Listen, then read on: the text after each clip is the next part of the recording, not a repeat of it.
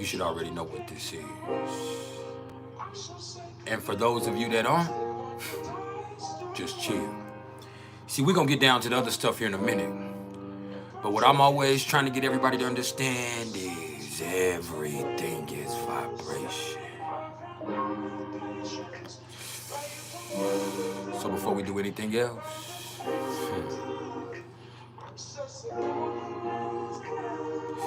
vibe.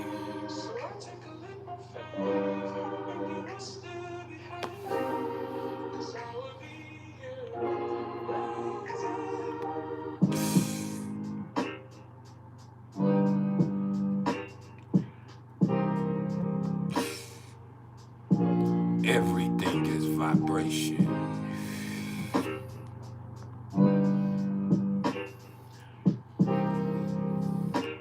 Make sure y'all hit the like button as you come in my front door. And in doing so, understand, this is not about ego. Oh no. This is about algorithm. It just helps us expand the platform. That way, if you're not trying to hear what I'm trying to say,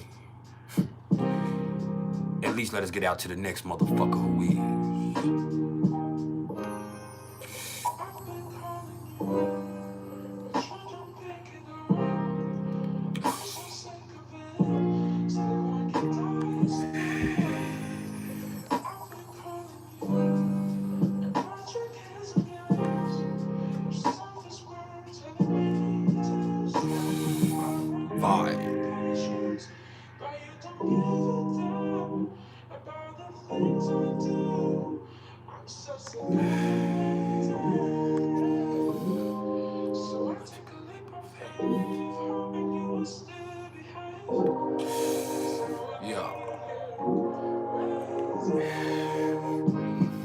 Y'all have to excuse me for a second. I need to get a towel. It's hot in here.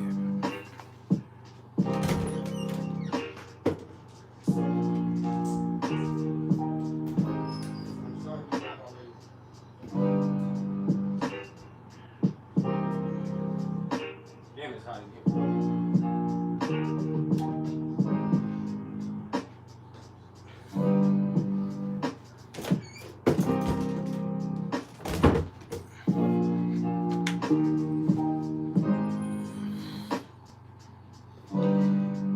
Everything is what?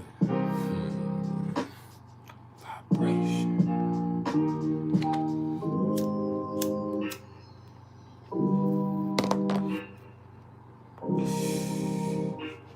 Just let that vibe seep in.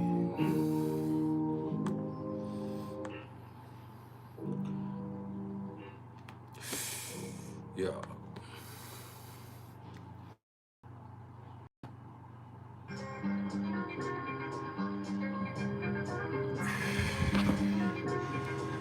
Let's find something we're gonna really vibe to.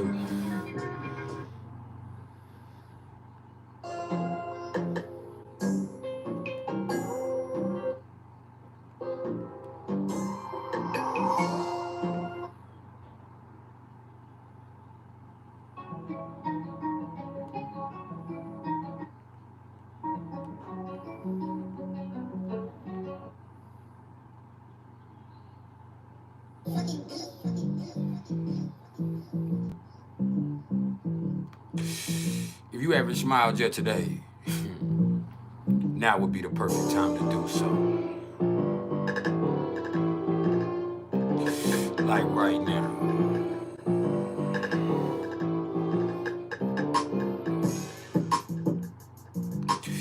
And if you can't find a smile for yourself, just allow me to be the smile on your face. Because at the end of the day, all I am is the smile on your face. All I am is the motherfucking vibe.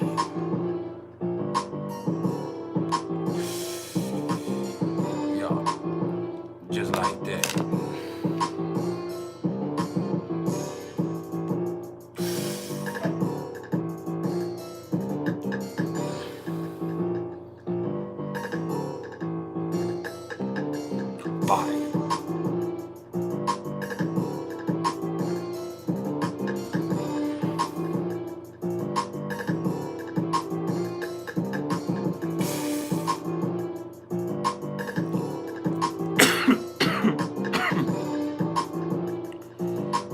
God.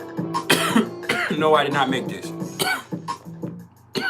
My nigga Ink made this. Ink the producer. He specializes in that Louisiana type vibe. You know what I'm talking about? Just that old school Louisiana type shit. When Cash Money first came out, then chop in the back door. Let me go.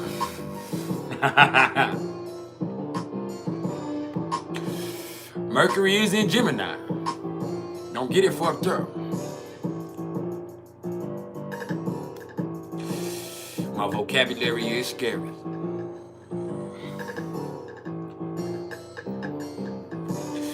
No. Not right now.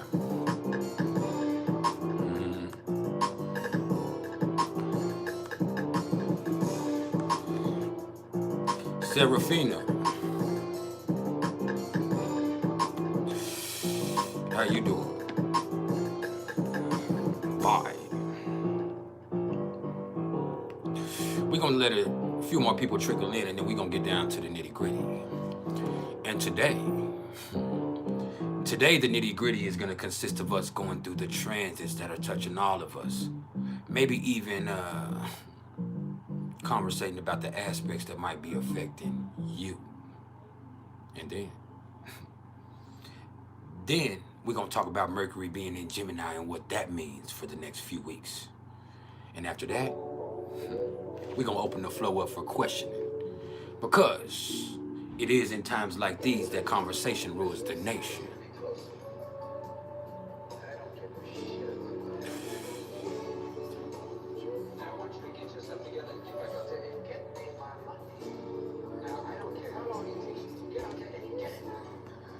Hey, let me tell y'all something.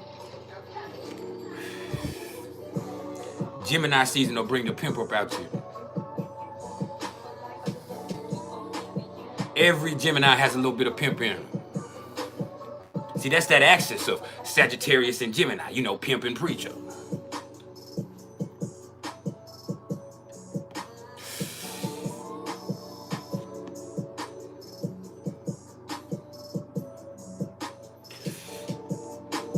Bye.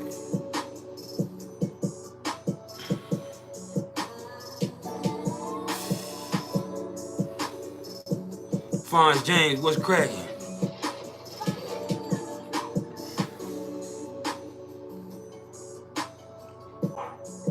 Because music, it transcends time. It transcends matter. It's pure vibration. And Pisces knows that. Pisces is that. Pisces lives that. Especially when that moon is there. It's in you, not on you. 5.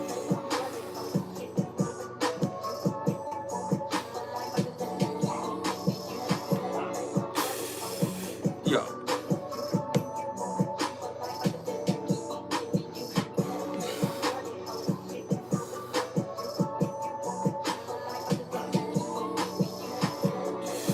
I was born with perfect rhythm.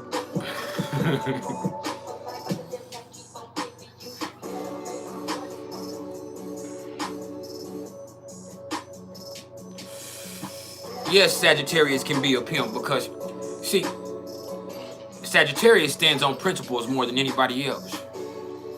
They might not be loyal to people, but they're loyal to certain principles. So if a motherfucker says purse first, ass last, they mean that. Hit that motherfucking like button before I get mad and go home. Yeah.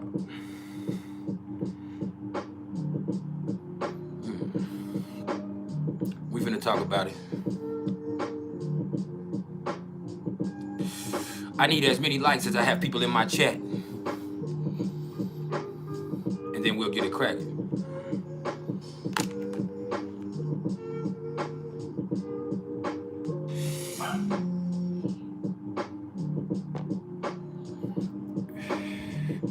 Let me get ready to intellectualize.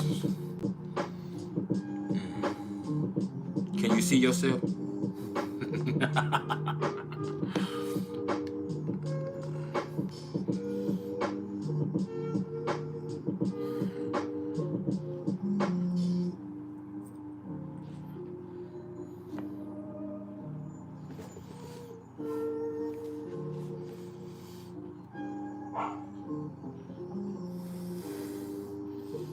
true Gemini fashion, let me switch up to a whole different personality real quick.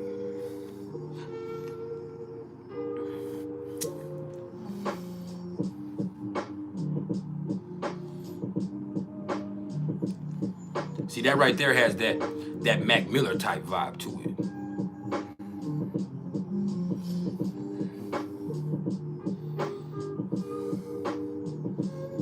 Yeah, it's about that time for you to open up your ear and let me crawl into your mind. One time.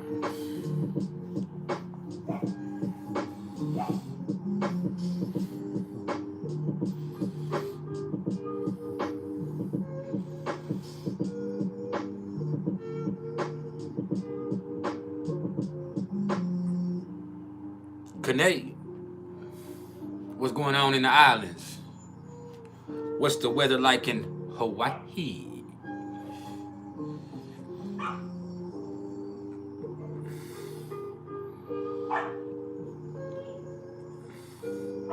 Young Tigger.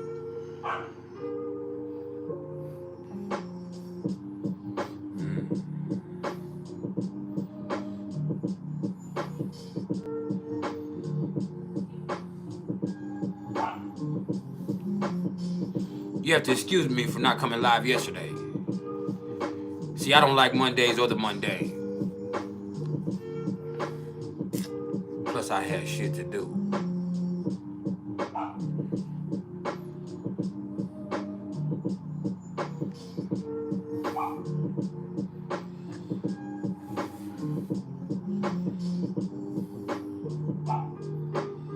And we're in the wet season in Narnia.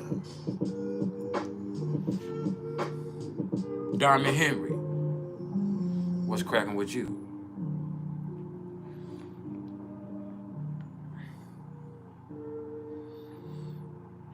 We in this thing. I need 4 people to hit the like button, like right now. And then we'll get right to it. And that's just a matter of respect.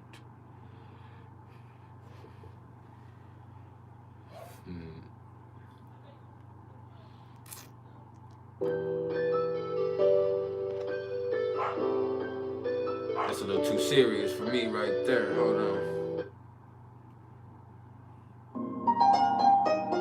Yeah, I fuck with that though.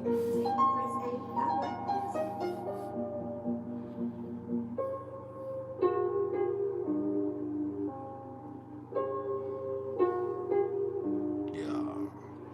5.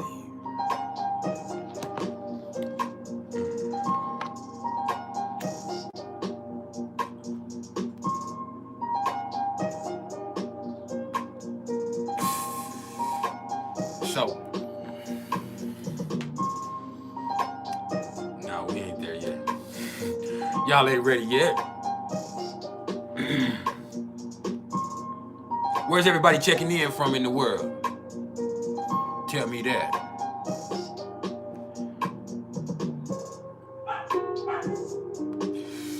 Yes, I will definitely consider that.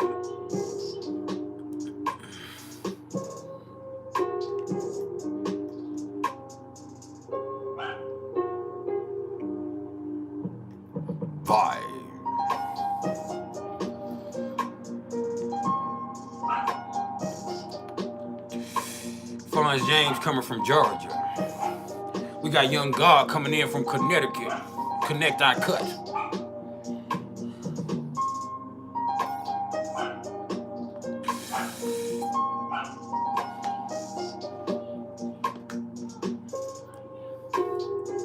The Scarred Out coming from Tejas. My old stomping grounds.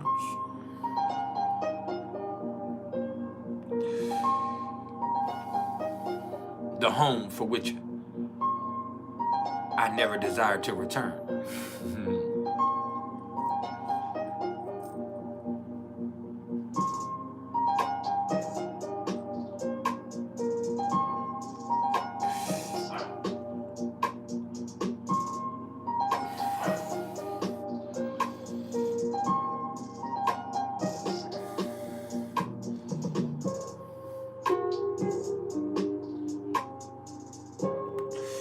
Neo Pops 18 coming from Kenya.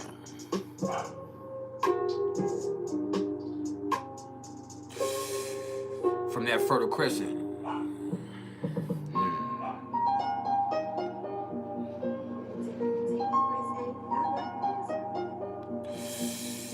Yeah, we worldwide.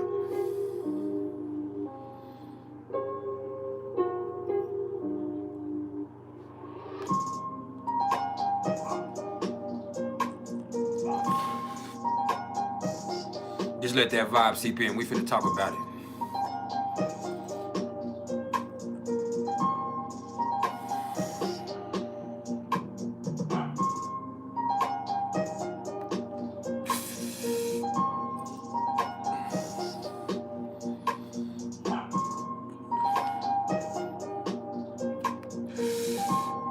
And for all of y'all people that are here that almost said something and just didn't feel like typing, or you just not the type to be doing a whole bunch of conversating in the chat, I love you too.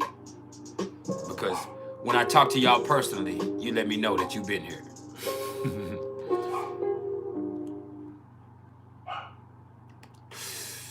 Yeah, that's the vibe.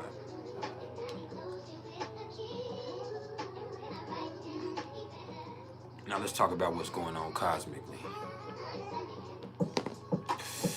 Because we got the sun at 22 degrees of Gemini right now. And we've talked a lot about Gemini season, man, but once again, just to refresh your memory, let's make sure that you're in the right environment. And at 22 degrees of Gemini, let's make sure that we're ready to have those critical conversations, all right? Because sometimes a conversation is all that needs to be had in order to get things moving in the right direction. And I always think about that critical degree, that 22nd degree, as one of those placements that is like a turning point. Some would look at it like a kill or be killed, or you know, I just look at it as the 22nd degree means this is a place in the evolution of that energy where, hey, you either got to do something with it or it's going to do something to you. So, hey, with this still sextile to Chiron, and today really being that last day, really, I don't know, let's say maybe 2 more days, that the sun will be in a strong enough sextile with Chiron that we could really feel it. Let's look at it like this.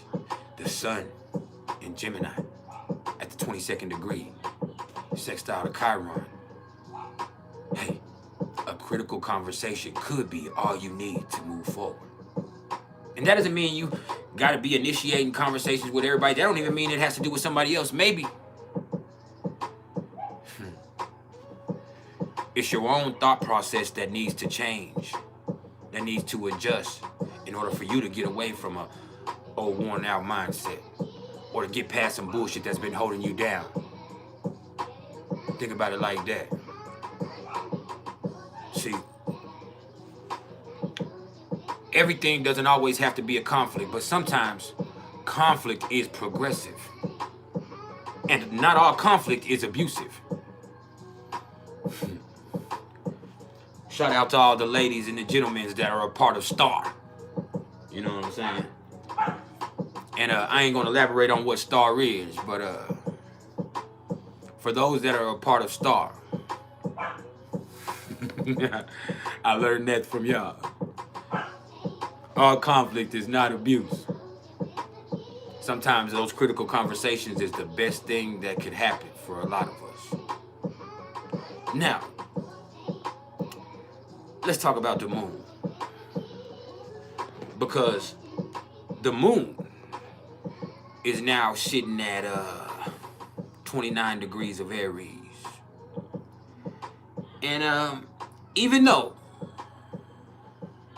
this is the energetic degree, and even though this is Aries, we're at that point where this is starting to simmer down, all right? We're in that void of course energy to where, hey, the moon is in that square with Pluto, but that's an internal and with 29 degrees of Aries, that's definitely an internal conflict that you got to deal with what's inside of yourself. And so this last, let's say, hour and a half, maybe 2 hours at the most, what we have here is the, you know, the culmination of this moon and Aries energy. So it's like you get it up out of you and then you chill the fuck out. And we're going to actually feel this energetic shift while we're in this live. We're going to cool it on down and chill out together. That's why I'm here. That's why I chose to go live at this exact moment. So we can move into a whole different vibe. Yeah. And so, if there's something that's bothering you, if there's something you need to get done, if there's something you've been hesitant or procrastinating about, let's just use this energetic push of Aries to get through it, get past it, so we can chill the fuck out.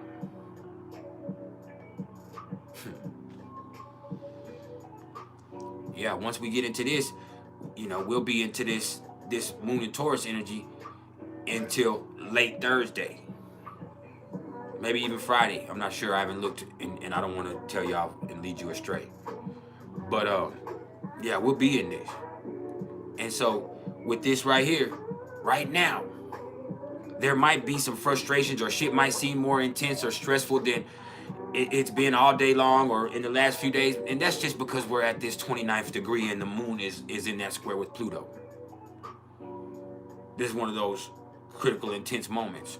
And especially with Pluto in Capricorn now, where you can stress yourself out and get frustrated and, you know, end up pissing yourself off or pissing somebody else off or making things harder on yourself because of your anger or because of your frustration. So, hey, do what you got to do right now. Use the energetic push to get what you need to get done. That is the beautiful thing with Aries and Capricorn. Is you got what you need to get the work done. You just can't get caught up in the conflict. All right. Now, y'all want to just talk about Mercury now? I was anyway. So, we now have Mercury at 3 degrees of Gemini. And when it comes to Mercury being in Gemini, this right here is where your options open up. This is where conversations get more lively. This is where you got to pay attention to what people say, because what people are saying, it can get a little tricky. And people could be saying stuff just to say it right now. And with Mercury in Gemini and Venus in Leo and Mars in Leo, you could see people that they like the sound of their voice right now. And there's nothing wrong with that. See, this is where people are going to be funnier than usual. This is where people are more versatile, and where if you think you finna catch somebody up, oh no. They got something else for you. They got something else for you. Mercury rules Gemini, so it's at home here. And this is the lighter side of Mercury. Now, it can get crazy. It can get crazy. But I just feel like a lot of us are at our most clever point. For me, this helps me in all facets of life. See, this is in my 8th house. And so I am able to see past a lot more shit. I am able to be at my my sharpest point with this. Oh yeah. At my sharpest point. And that'll be all right.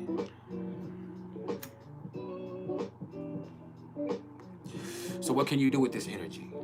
A lot. A lot. Anything. Anything. Just make sure you give yourself some follow through. Or if not, you're going to end up with a disposition that just dances across the surface of things.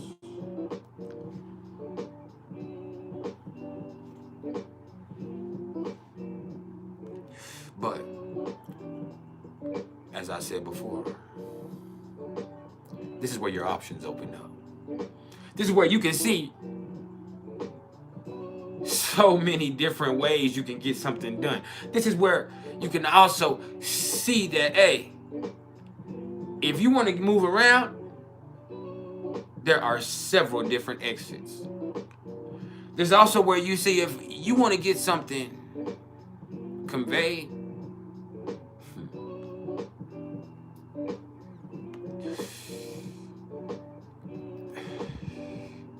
you're going to say it with an ease of expression that just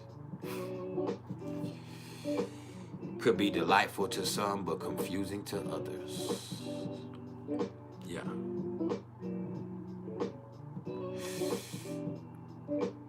Mercury and Gemini means people are going to be driving faster. You can see yourself having to be more mobile than usual.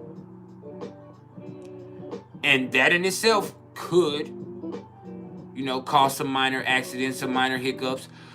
You can see people doing so much that they can be a little bit clumsier than usual right now. But you could also see other people who are in their element that just seem like, hey, man, they moving with a smoothness that is unparalleled. See, right here, finesse could come down to a fine art. Not so much as Libra, but in its own clever consumption. With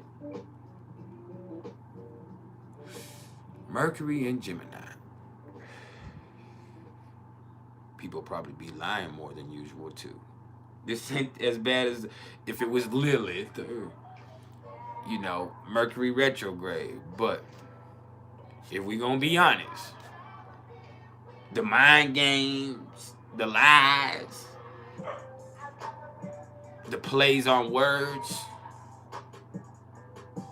you're gonna have to pay extra attention to them right now also.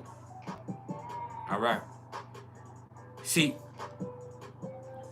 you could hear something, but that's not what somebody really said. And that's how they intended it to go down. See, people could convey something in a certain way that you are going to get the impression that, oh, this is what they meant. But they know that they really meant something else. That way, when they do get confronted with that, they can say, man, I wasn't lying. Yeah. It's a trip. It's a motherfucking trip.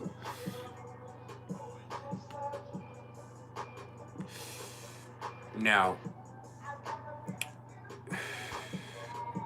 what else could we have with this right here? Sneaky, just for the fun of it. You can see people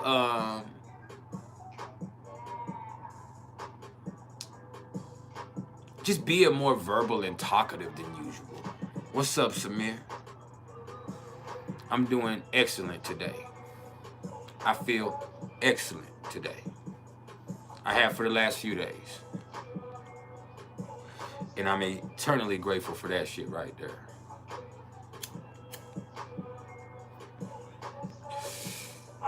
Yeah.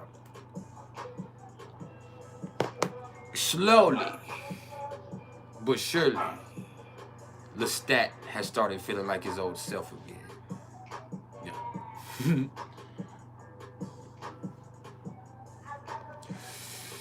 And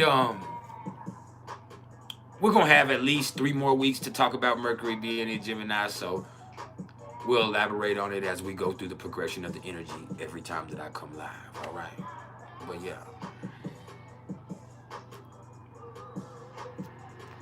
This is where you can embrace the intellectual in yourself.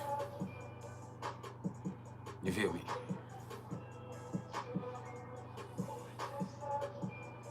This is where you embrace that.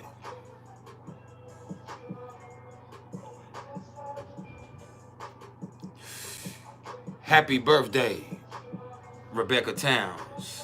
Serious babe. I'm serious, babe. What's up with you? Tiger Lily. Oh, we all in here today, huh? I need as many likes as I have people in the chat before I get mad and go home. Let me take my knowledge and go in my living room. That's a beautiful thing. That's a beautiful thing, Miss Rebecca.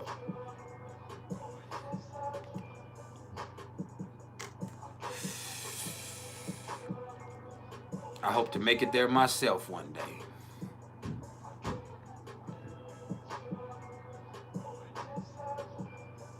For real. Now, let's go ahead and talk about Venus. All right. Because Venus is in Leo. And with Venus in Leo, I don't give a damn what you doing or who you doing it with.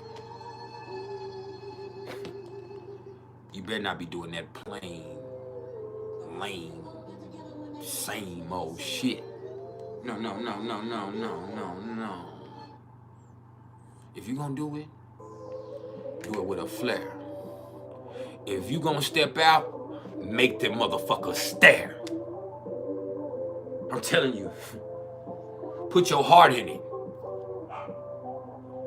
It's your time to shine. You can be like the top of my motherfucking head. You can leave him with a glare.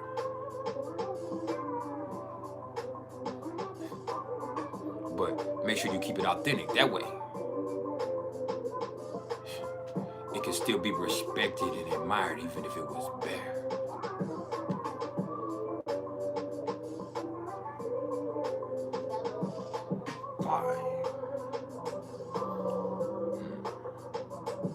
See, I will also say this. If you care about something right now, the most important thing you can do is make sure that you're paying enough attention to it. If it's somebody, if it's something that you want to create, if there is an endeavor or something that you're trying to foster, hey, pay attention to it. Be proud of it. That's your baby. Let the world know.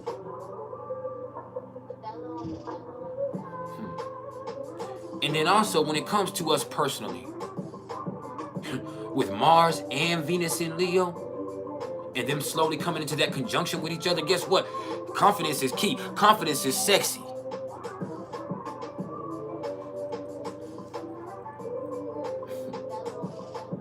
Shit, I see you feeling yourself. I'm feeling you too. That's how that shit go. And then when people see you confident in yourself, yeah, there might be some haters, but there's also going to be some people intrigued as to why is this person shining like that? And it's not it's not because there's anything outside of them that's doing, no. They have that inner glow.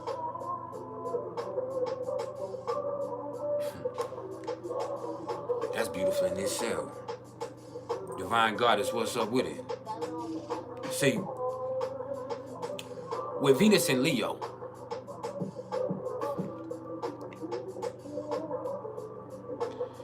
let me tell you something.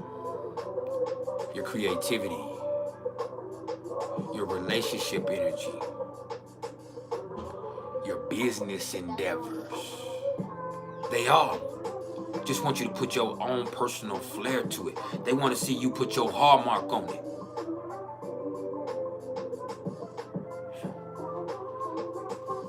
I know you see me smile. Yeah.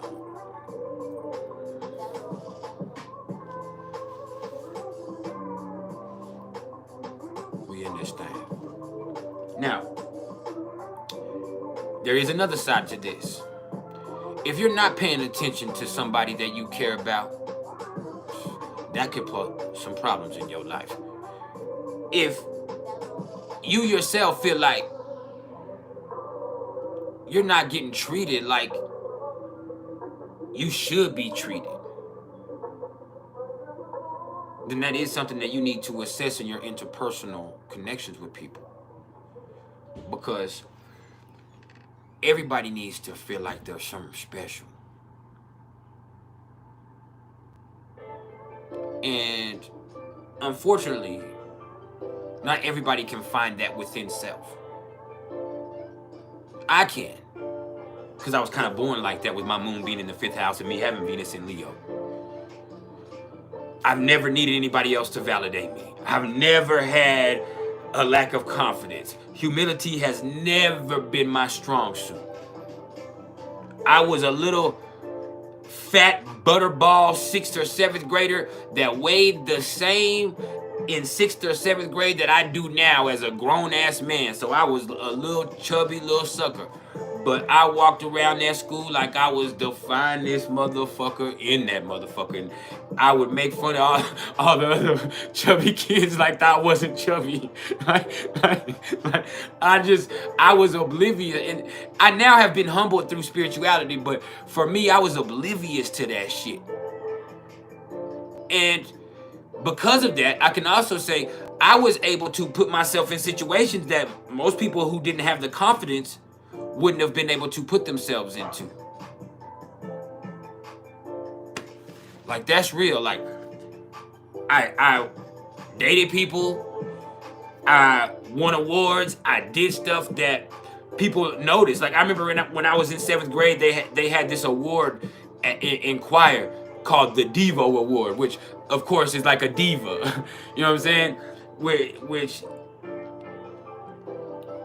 that just meant that I was one of the best singers, but I knew it. You get what I'm saying? And I won the little award. You know what I'm saying? Like, and it's just because I was somebody that no matter what happened, I oozed confidence. You know what I'm saying? And it's not something that can be shaken. Like, maybe it's because Venus, I'm a Libra rising and Venus is my chart ruler, so that Venus in Leo becomes extra prominent in my life. But like, no matter what, like, if you whoop my ass, if you beat the dog shit out of me right now, I am still gonna talk shit. I'm still gonna think I can whoop you next time. Like, that's just how I am. Like, that's just how I operate. And I have fears and I have insecurities. That's not taken away from my confidence. I am aware of those, which makes me all the more confident, because now I feel like, hey, I'm real too. So there is a certain thing with Venus in Leo where, hey, confidence is sexy. Wear it. Live it. Be it. All right. Now, Venus is square to Jupiter. And this is Venus in Leo square to Jupiter in Taurus. So, motherfuckers could get complacent. Being complacent or lazy.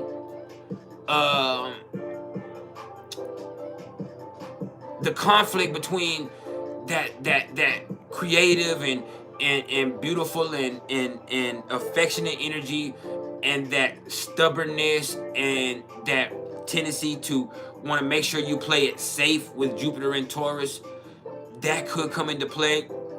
It could maybe for some people fuck them out of some money. I would see this playing out more with financial stuff or with opportunities than with big time relationship issues. Like, really with Venus square to Jupiter, it's a good day, but overindulgence or in this case, like complacency,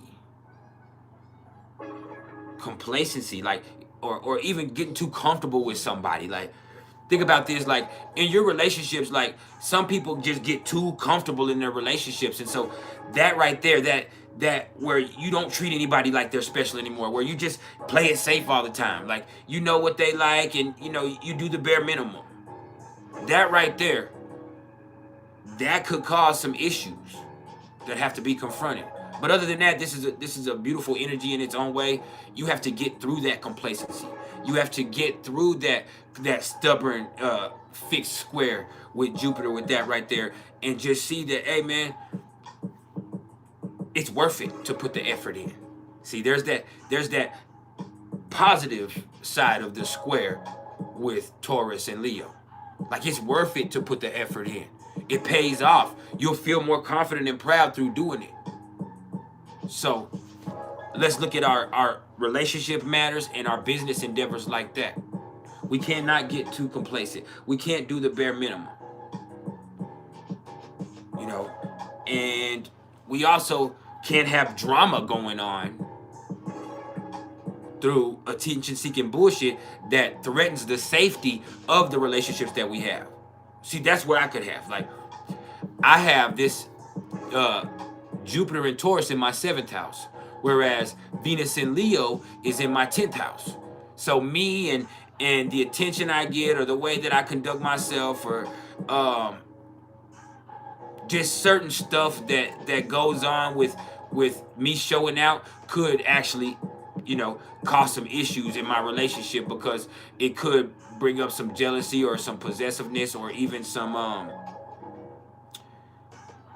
stuff that just kind of makes it feel like, hey, like you're going outside of that. So just look at it like that. So wherever this is affecting you, wherever you have 7 degrees of Venus, or 7 degrees of Leo, pardon me, I said of Venus, of Leo in your chart, wherever 7 degrees Leo is, and wherever 6 degrees Taurus is, those are the 2 areas of your life that you're looking at with this square.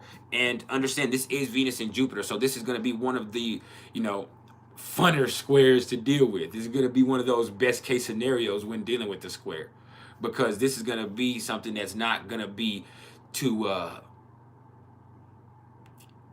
painful or too stressful. It's just like there's certain tendencies or habits or complacencies or even overindulgences that could end up being a problem, no matter how you look at it. Now, what's up, Quentin Robinson? How you doing? You can't have Venus and Jupiter. They're 2 different planets. Now, well, let's look at Mars. Because Mars is now at 13 degrees of Leo. What's up, Magic Kaza Shino? Okay, Venus conjunct Chiron. So your relationships help you heal, but you also need to heal your past relationships in order for you to have healthy relationships moving forward progressively. So it all is like a cycle. So you can get stuck in certain repetitive patterns in relationships because you haven't healed a certain trait, or you haven't acknowledged a certain thing about yourself that you need to work on. So each relationship you have, or every relationship that you go through, is like a process of helping you grow up and grow and get past certain traits within yourself. So in essence, like with people with Pluto in the 7th house, like each relationship you have is kind of karmic. And you also have to learn how to feel good about yourself in order for you to feel proud about those relationships that you have. So that's the thing with that. Now, let me get back to regular schedule programming. With Mars at 13 degrees of Leo, hey,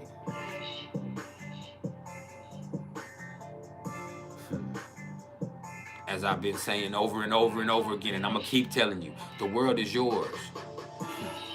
See, with Mars in Leo, if you hesitate, you might show up too late. No. That shit belongs to you. Just take it.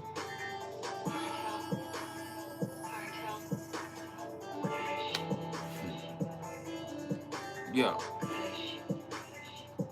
But be careful with that sense of entitlement. That could cause a conflict in itself, but I ain't gonna go there.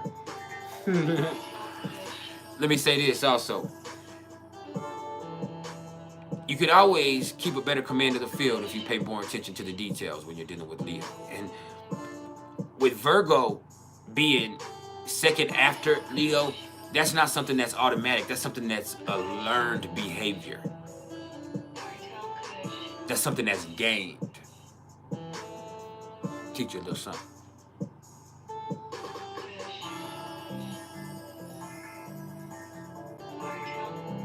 Now,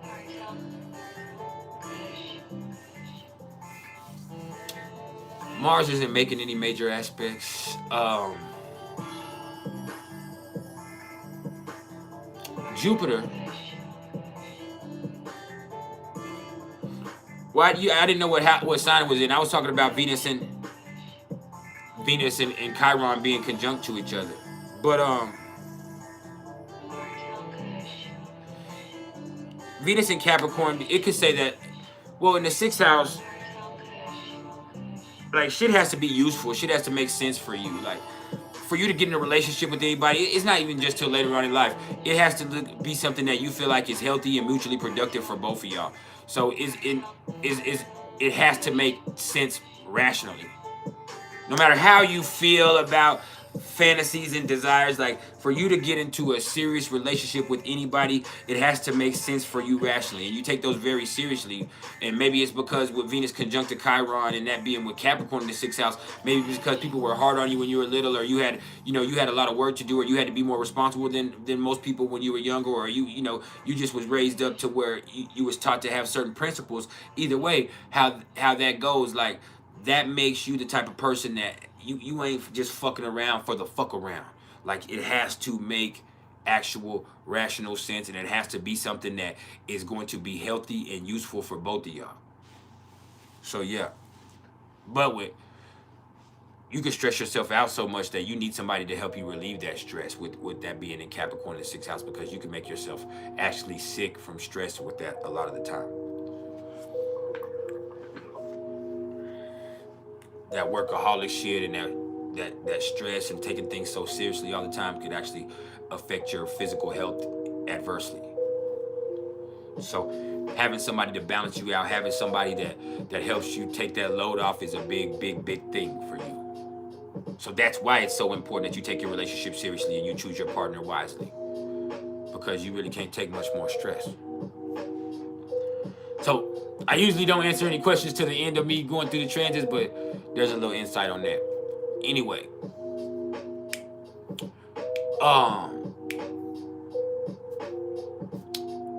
Jupiter is at 6 degrees of Taurus. And this is just about being receptive. This is about enjoying every step of the journey as you accumulate material things, knowledge, whatever it is that you need. This right here is just about learning and using your patience as a virtue and as a tool. And, with Jupiter in Taurus, this is about enjoying yourself. This is about taking your time. This is about making sure that you are playing it safe to a certain extent. And Jupiter is sextile to Saturn.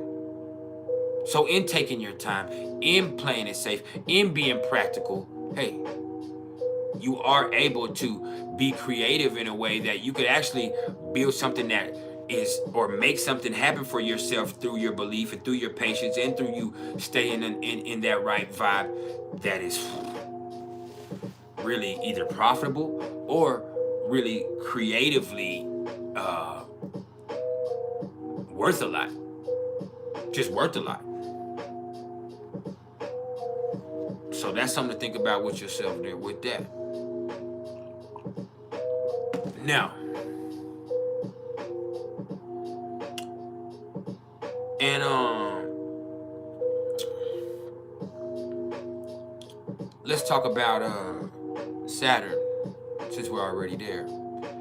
And Saturn being at 7 degrees of Pisces. And Saturn is in this retrograde shadow phase. And Saturn is going to go retrograde in 4 days on the 17th.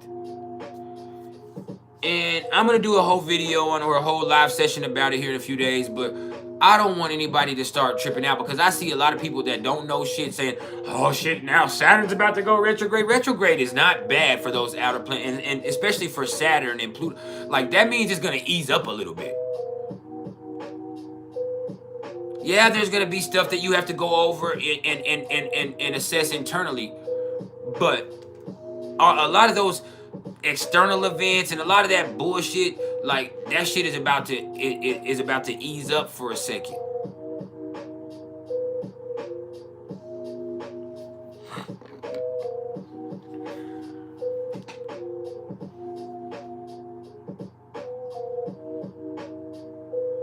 I appreciate the love, Magikaza.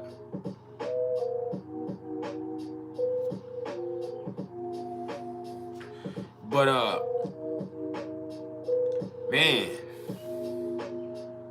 when you are looking at Saturn being at 7 degrees of Pisces, and for me, like I've been telling y'all for weeks now, this is actually almost exactly conjunct my moon. My moon is 8 degrees of Pisces, so I have Saturn sitting right on top of my moon, and it's sextile to a whole bunch of other shit, and trying to a whole bunch of other shit, and square my natal Saturn. So with this, you cannot stress yourself out. You cannot let fear create the exact problems you're trying to avoid. That's what happens with Saturn in Pisces. Now you're going to get to see how you created those problems as it goes retrograde in a few days. You're going to see how, damn, and you're going to have the problem still, but you're going to see, like, damn, my fears created that shit. My own worry and stress made this shit more complicated and confusing. Like, this shit's a trip. As I have started to feel better progressively over the last few days, at least, you know, and it's been stringing together good days, I have been more and more aware of how a lot of it has to do with the fact that I'm not so worried as I was. That I kind of dealt with that internal worry or that internal fear and just, you know, either was scary, buried it, or maybe I just, you know, I myself have gotten over it, which I hope. But I also know, with me being a Pisces moon and me having this going back and forth for a while over my moon, that I might have just buried it, and I still, you know, I still have it there. It's still something I'm gonna have to deal with over and over and over again until I really face it. But either way, with Saturn here, man, and Saturn especially sitting in one place for so long now, it's gonna sit here at 7 degrees of Pisces probably for at least 3 weeks or a month before it goes back to 6 degrees and then it'll start moving. But it's gonna sit here for a whole minute. And man, wherever you have 7 degrees of Pisces in your chart, I want you to understand, fear, it's a problem in itself. There are situations and feelings that we have to deal with in life, but fear is the problem in itself. And as long as you let fear control you, as long as you make fear-based decisions, then you're gonna keep limiting yourself in life. Whether it comes to healing, whether it comes to business, whether it comes to creativity, whether it comes to relationships, whether it comes to your spiritual journey, like that fear, it creates the exact things you are trying to avoid. It's counterproductive. It's contradictory. And Saturn is fear. It's also duty and responsibility and all that other stuff, but Saturn does represent our fears.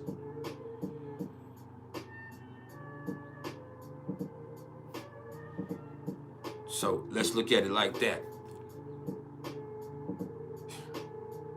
Stop letting fear have so much of an influence over your perception of your current situation and your projections over the future. Like, I feel fine most of the time, but there was a few days there where I could damn near convince myself that I was terminally ill and that I only had a few more years or a few more months. Like, man, what the fuck? Like, there's no way I should be thinking like that when I am still functioning fine, where I actually feel better. Like, that's fear. And with Pisces, you have to be careful what you manifest. If words are spells, then thoughts and ideas are very, very, very dangerous, and it's very imperative that you pay attention to them and you find some type of way to control them, because it's that easy for you to verbalize something or manifest something that is the exact situation you were trying to avoid.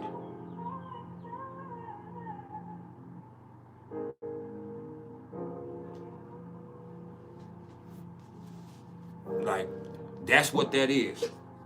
And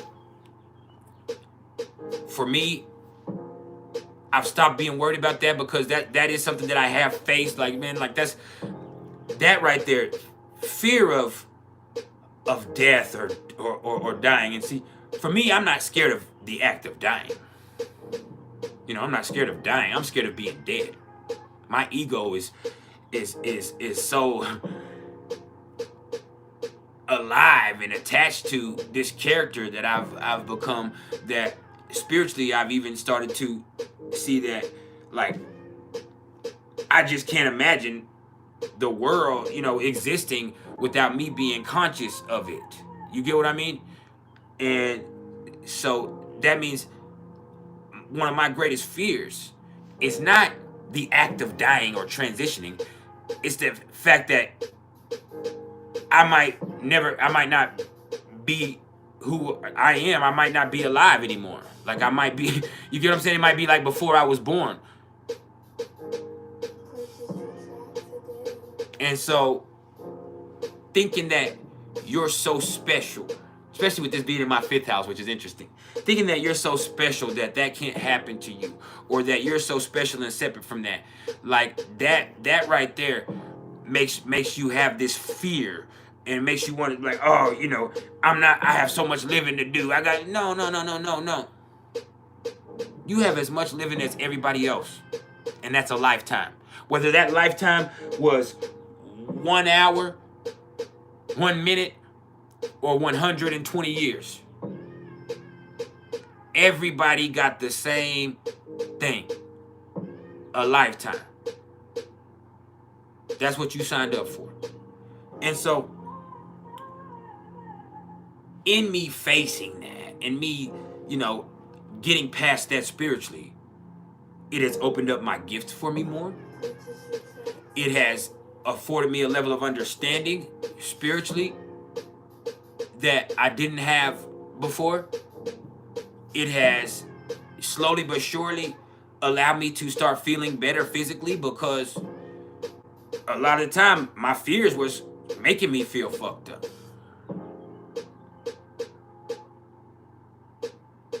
And then you start attracting those things to you, whether consciously or subconsciously. See, even these days, your personal devices are always listening to you. So the more I spoke about disease and worry and death and this, my phone is hearing me. So what does your phone do? Your phone suggests certain things to you because of what it hears you talking about. Whether it's doing it legally or illegally, that's a whole different thing. But there is no mistaking that your phone and the apps on your phone pay attention to the things that you are talking about. And so when you are talking about certain things and your devices around you, then it's picking up on the things that you're saying. And so now it's just going to suggest those things in your searches. You're going to start seeing things about that. All it does is start manifesting more and more things in your mind, to now that has developed into an active obsession. And you've created a bubble that it's hard to get away from. So you have to be able to, you have to learn how to observe through whether it be meditation or spiritual practice or facing fears or whatever. You need to observe that fear and observe why you have that fear so that, hey, you can move past it, because moving past it, it opens you up another level. And that is ascension. See, I've had several people come, hey, bro, you're going through it. I was so worried a few weeks ago, and I'd be talking to them, be like, hey, even Aries ascendant or somebody else here, like they sent me a positive word or two about how I was feeling, and told me encouraged. But another friend of mine was just like, hey man, if I looked at some things for you, and it looks to me like you're going through another level of ascension. I had another friend just send me a thing. She's like, I was thinking about you, and I was directed by spirit to send this to you. And it was another thing about, ascension, or about, another level of spiritual awakening and opening up past certain things. And that is something for me. Like I have spiritual experiences, and I actually feel like I talked or have had, what's the word? Connections or communications with something from beyond this plane. But at the same time, for me to have that means that fear that I have of being dead is not even realistic. That's something I've created for myself. Because I have had direct messages from my mother and my grandmother from that other plane right there. So why the fuck am I sitting up here forgetting my faith, forgetting my spirituality, and just letting my fear control me of something that I already have the answer to? I'm just confusing myself. So once I got past that level right there, I have been able to see things differently. And it's just, like I said, it's opened up a whole nother level. And that's crazy that it is in my 5th house, because it has helped me access gifts or my gift in a way that I couldn't before. And so as far as me being able to do my thing, at least for the last week or two, like I have been on point to a level that, like, man, I'm on it. Man, I'm on it. I'm tuned in a way that I've always been, but I was not allowing myself to access before because of reticence and fear. So whatever you have going on, you have to trust in the divine. Pisces is funny in that way, because our fears can confuse us. And we could have unrealistic expectations of certain situations. See, the fact of the matter is, no matter what happens, the one thing that is for sure is I am gonna die. You are gonna die. How, when, why, what happens after all that shit, that shit is still up in the air no matter what anybody says. But you will have to experience that, whatever it is. So that's the one thing you don't need to be afraid of, because that's the one thing that's guaranteed. So there's a lot with that. Now, let me also say, since I'm here, and this has nothing to do with the transits, I have been seeing some people lately say some stuff like, if you look at the sign that rules your 8th house, that'll give you a good idea how you're gonna die. Like, no, that's not real. That's not true. I saw a lady just a few minutes ago. She said, I have Pisces in my 8th house, and so I'm gonna die peacefully and in my sleep.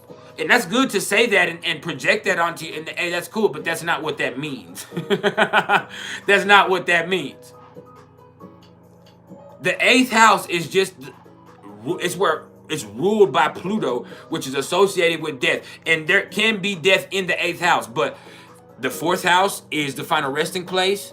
The 7th house is the end of life. The 8th house is death, but it's really more metaphorical than actual. The 8th house. It can happen there, but it can happen anywhere. You could wither away in the 6th house. You could crash in the 3rd house. Like, there's different things. The 12th house is a place that's, also associated with that and things that are beyond. That's, on the other side of death.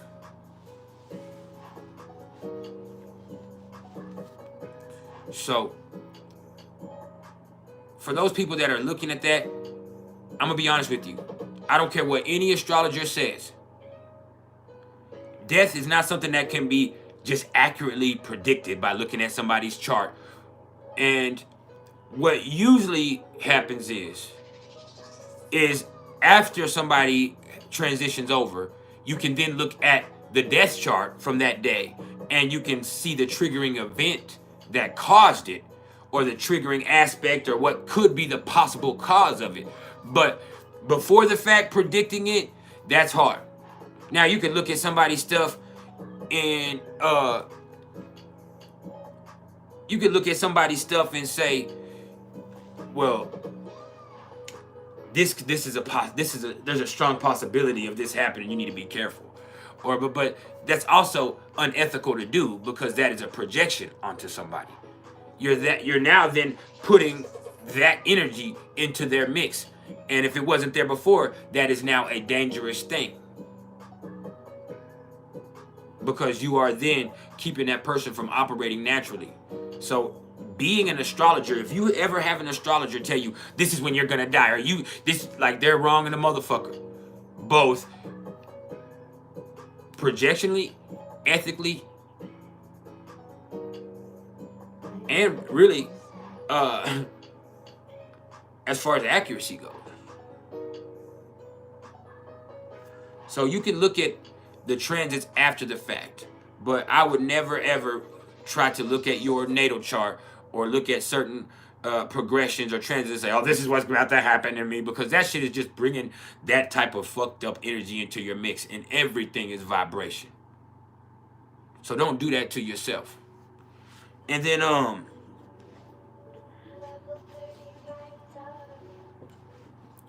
what else we got? With Uranus is at 20 degrees of Taurus. We're in some crazy times once again. But crazy times also present people with crazy opportunities. So what's interesting is there's not really any stability out here. Like, it's hard for people to get a secure footing from a financial standpoint, because the market is so influenced, and because of the times that we're in globally for people. But because of the nature of business, there are so many unique opportunities. You just got to find yours. All right. Neptune, 27 degrees of Pisces. We went over this over and over again. There's so many different fabrics to reality. There's so much fucking bullshit ass trends. Everybody's just copying everybody else. Like, the only thing you can do is trust the divine part of yourself inside of yourself. That's the only thing you can do. Because everything else is going to be confusing. Everything else is going to be, influenced by external shit, and what it seems like it just isn't. So you have to be able to look beyond what you see. And in order to do that, you have to feel it out. And that'll help you out immensely. Immensely. And then, what else where I'm at now? Pluto. Pluto is now at 29 degrees of Capricorn. And man.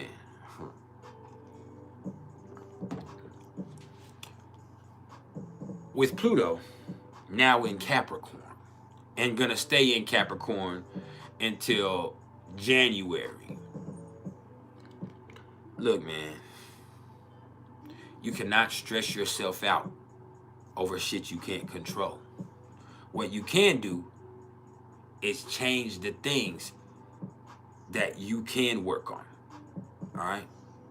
And also understand, like, from a global standpoint, you're going to see the government you see things kind of go back to the way it was before, to where times are going to get hard again. especially over the next few, at least till then. For whatever happened, times are going to get hard again. And a lot of those ideas that you had and those wild, those plans that you kind of were ready to put into the place, now it's kind of like, you can second guess them. Or now you can stress yourself out and put them back to bed because you're like, no, you know what, I can't do that right now. But this is also where you can get efficient and where you can trim down on the stuff that's bullshit, and you can really only put your real effort and energy into the things that are going to really work.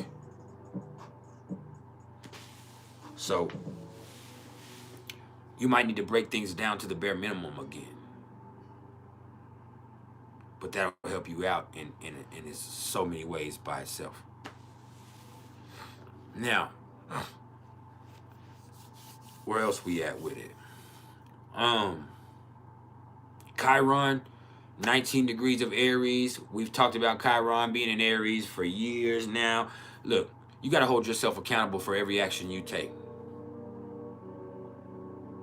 Even your ineffectiveness or your inability to take action. Like, you got to hold yourself accountable for that. Why didn't you do something about it? Why did you allow this?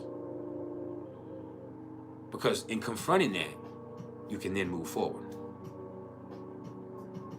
And as we start to progress over the summer, you're going to start to see stuff going retrograde left and right. That's kind of how it goes.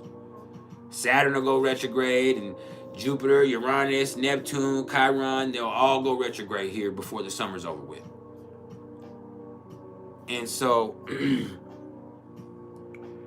we're going to be able to really look and see how we held ourselves back, how we confused ourselves, how we limited ourselves this time next year. So let's hold ourselves accountable now and do what we can to help ourselves be in the best advantageous position going forward. All right. Now, what else do we got? The Black Moon Lilith, 17 degrees of Leo. And with the Black Moon Lilith in Leo, you can just see shit getting exaggerated. You can see people causing more drama about some shit that wasn't that big of a deal. You can see people doing stuff just for the effect. Like, you can even see people doing stuff for other people just so it looks like they are a certain way. It's not because they did it genuinely from the kindness of their heart. It's because they wanted to look like they're the type of person who does that type of stuff. You can even see people doing shit like that in a fake way. You can see attention-seeking behavior. You can see people who feel like they're not getting the attention that they want with the people they're involved with, ended up stepping outside of their relationships.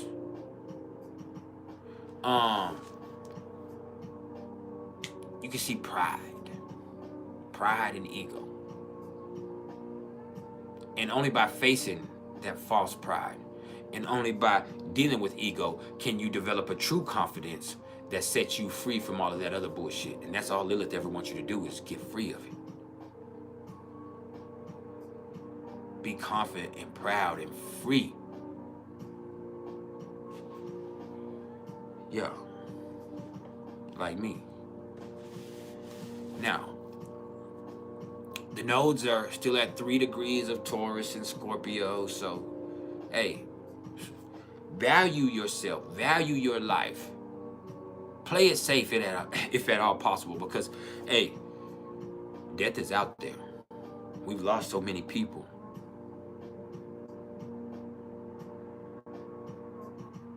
We've lost so many people. Death is definitely out there.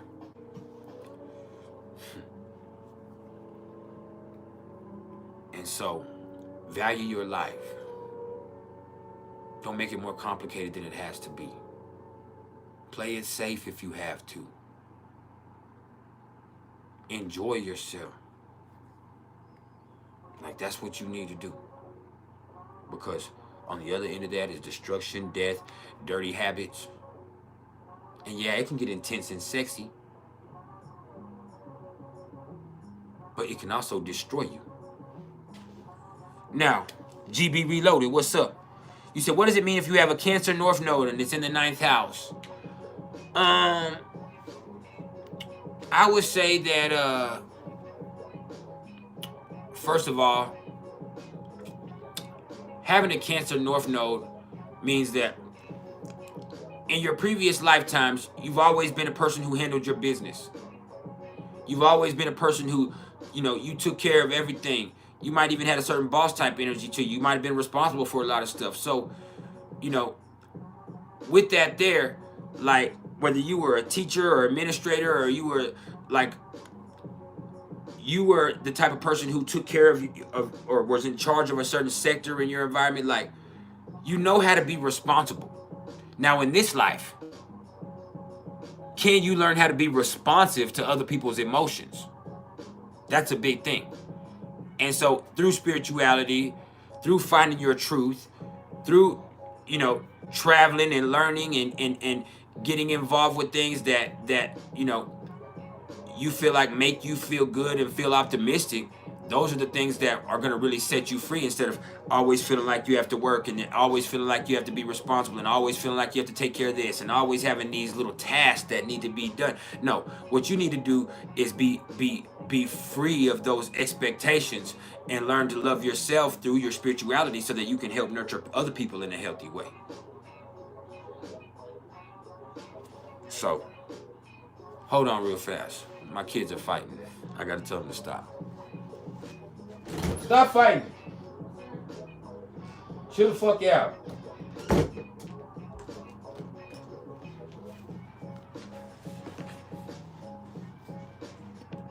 So yeah,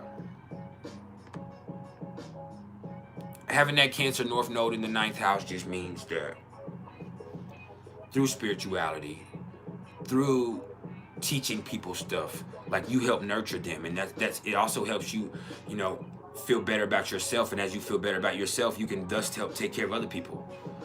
But yeah, you have to learn how to be responsive to other people's emotions, and you might have to get out of your comfort zone to do that. What's up, Miss Blessed? How you doing?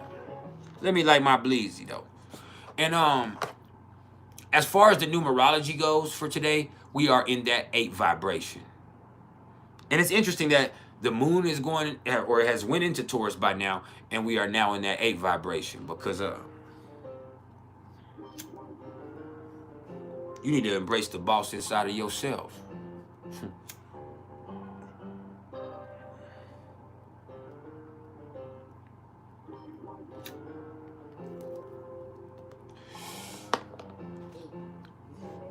The floor is now open for any questions you may have. But also understand, as you come with your questions, there's only one of me, and at any point in time, there could be 25 to 50 people in the chat. And so, if I miss your question, I didn't ignore you or skip you, I just missed your question.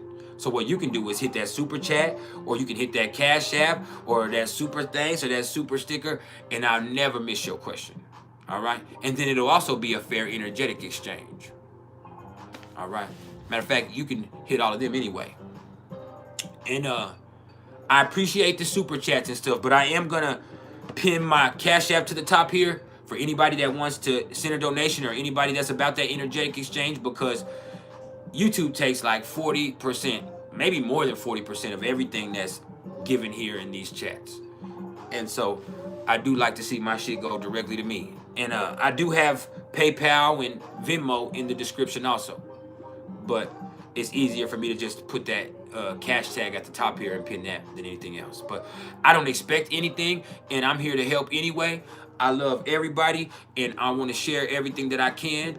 And so for the next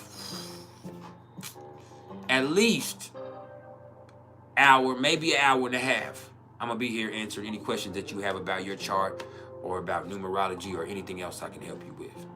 So,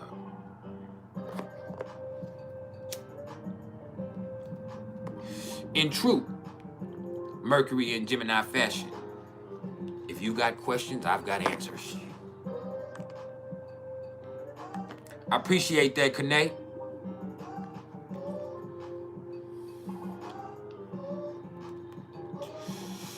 Bye.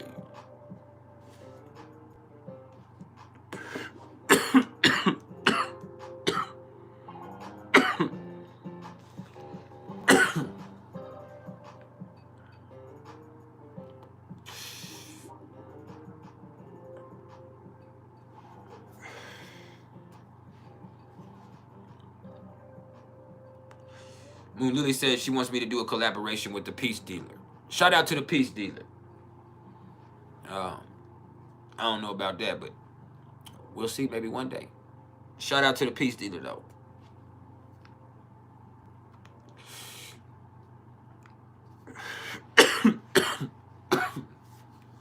Yeah.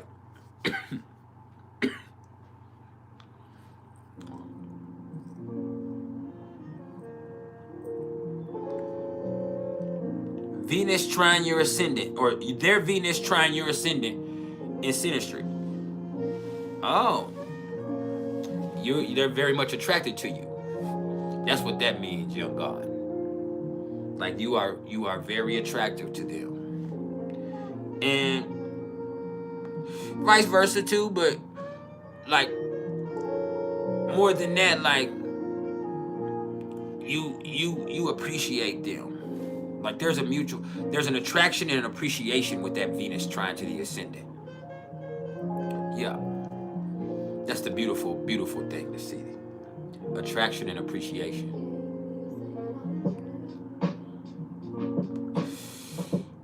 Yes, I can read mutual reception aspects. I'm a professional. I can read just about anything.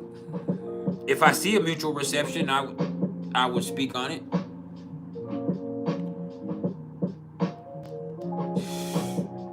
Mutual reception is not something that's very common.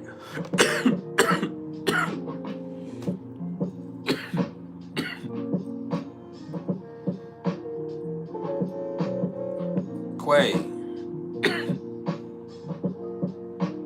You said you just found out that you have your moon in Pisces in the 7th house with the 5th house stellium. What's it mean? It means it sounds like it's a lot of relationships. Kind of, but what it really means is you have a tendency to idealize everybody that you're involved with. Like, whether it be a good thing or a bad thing, like, you don't really see people for who they are. You see them as what they could be. Or sometimes as who you want them to be. Or in other times as a symbol of people who aren't even there anymore. But really it's just like, you want to believe the best or a certain fantasy about each person. And so with that right there,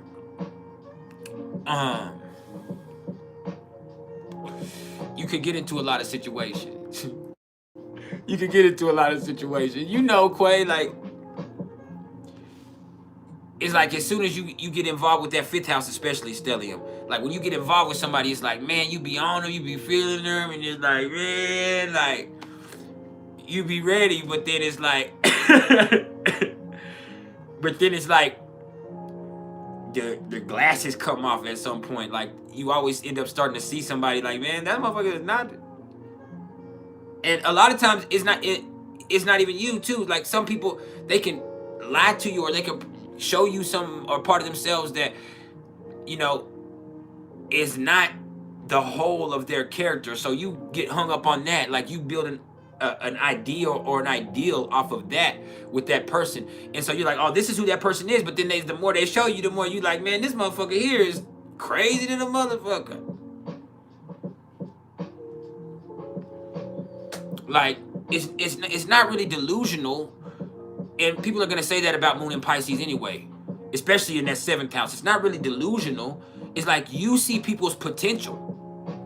But not everybody is their potential. Nobody, that doesn't mean just because a person has a certain potential or because there's a certain character aspect of somebody that you really, you know, that you're really into, that doesn't mean that that person is that. You know? So there's a lot with that. It's a lot of fun. It's a lot of fun. But more than delusional, it can get confusing. And it's like you connect with people on a soul level. This is the moon. Like people feel comfortable in your presence too. People feel comfortable in your presence too, because like with your moon and people feeling comfortable in your presence, they show you a part of themselves that they might not show everybody. So there is something like you can really believe in a person that is not worth it. This is not even Venus. Like Venus is exalted in Pisces and that has its own problem. But with the moon here, it's like you can believe in people that aren't worth it because you connect with their soul. But that motherfucker is still a human being. There's a human being attached to that soul.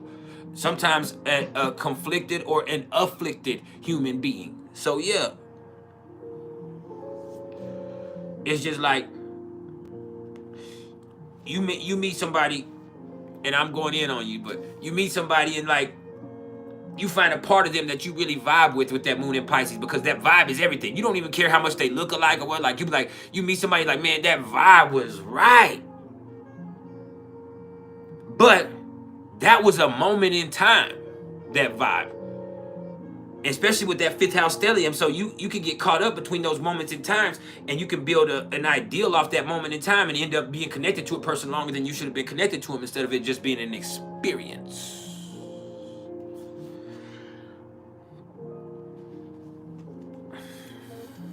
Yeah, I know.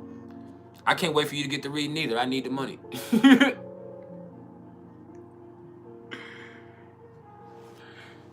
But yeah, man.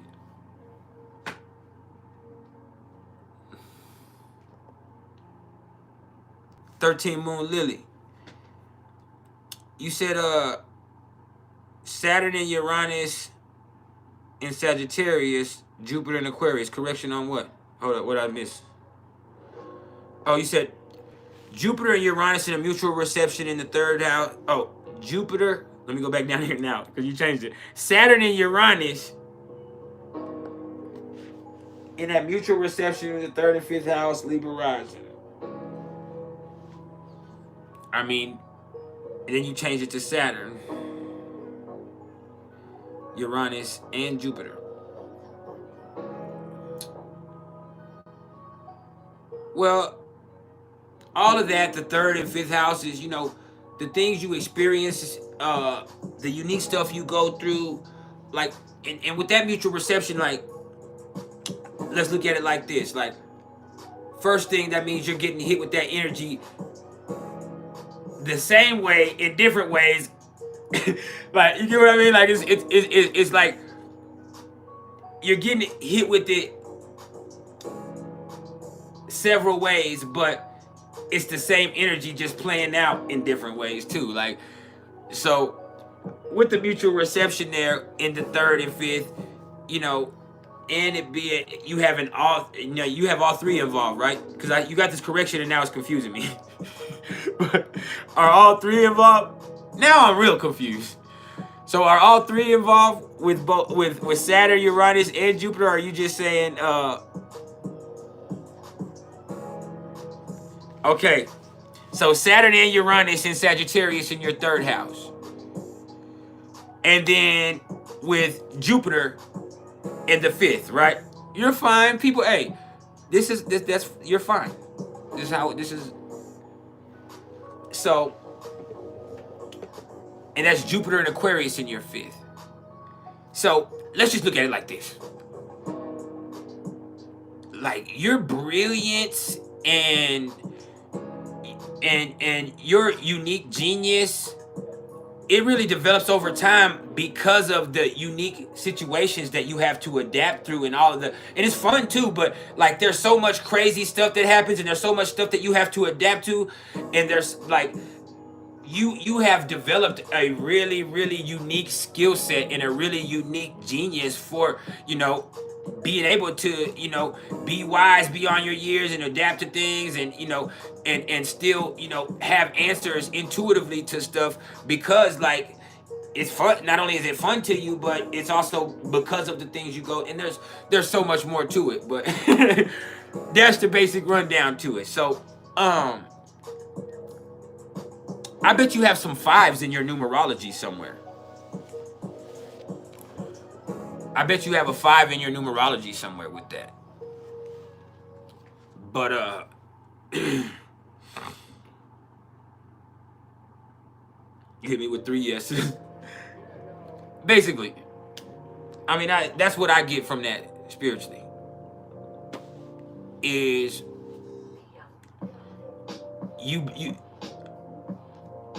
you are very intuitive.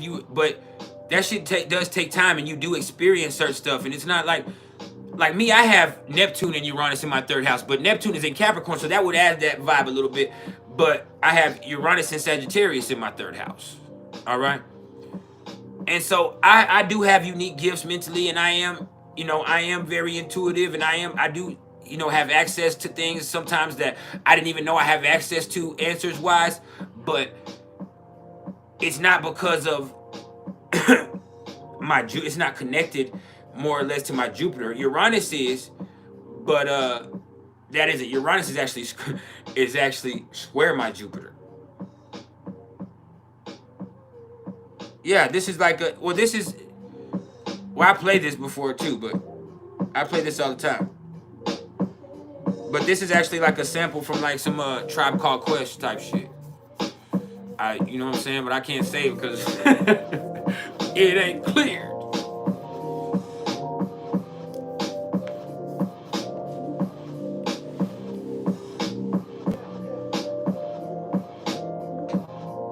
Saying be young.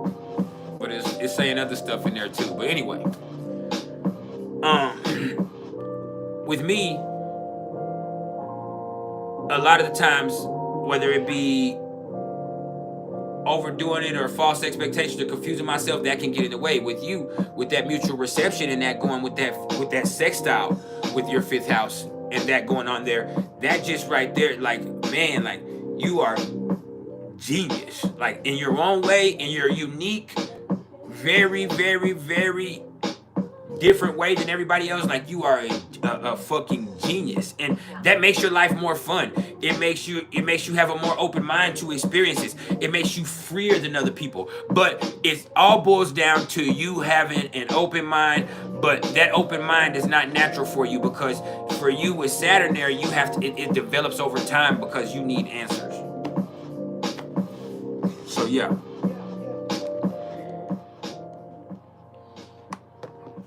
I'm liking this today. Next question, please.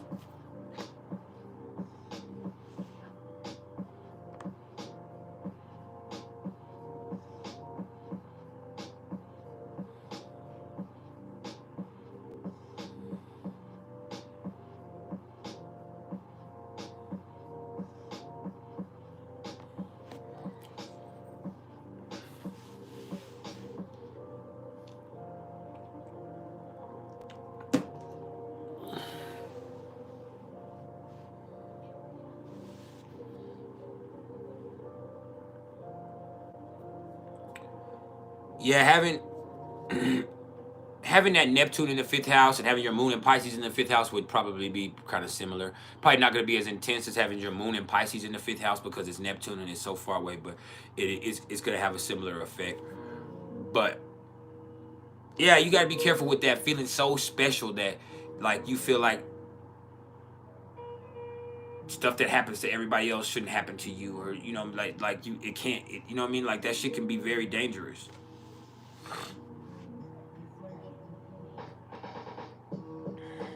"13 Moon Lily." Yes, I can look at depositor trees. I can do all of that stuff, but when it does come to the mutual reception, then I want to be able to look at it and like really look at it as within a chart for me to really fill it out.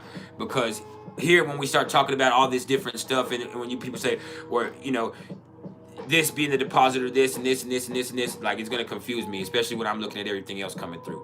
And then I won't feel confident in what I'm being able to say, because I'm still trying to keep elaborating over it without me just being able to see it, as in me reading the chart and recognize it and then discern it from there.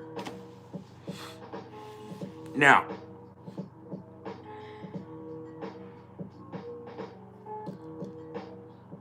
Reflection, you said Leo Sun, Cap Moon, sextile Sagittarius Ascendant.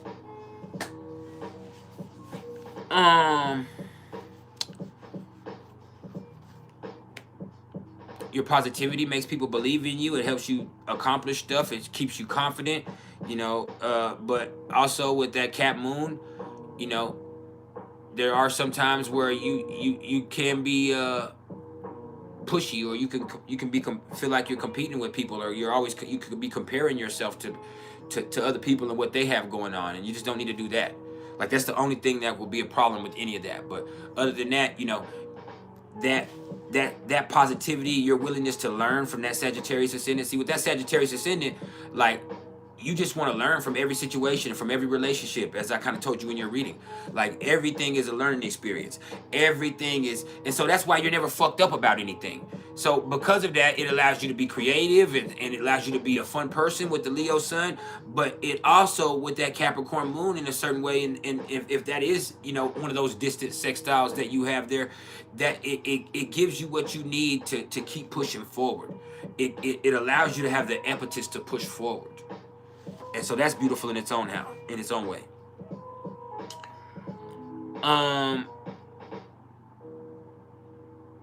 Mutual reception is, as I was kind of saying, bro, y'all want to ask me, it's harder to explain. Like,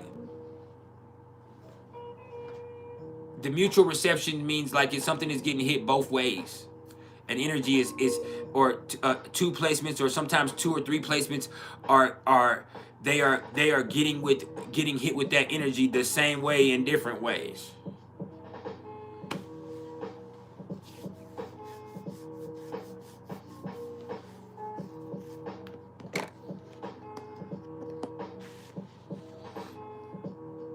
Yes. Rulers in each other's house, yes, basically.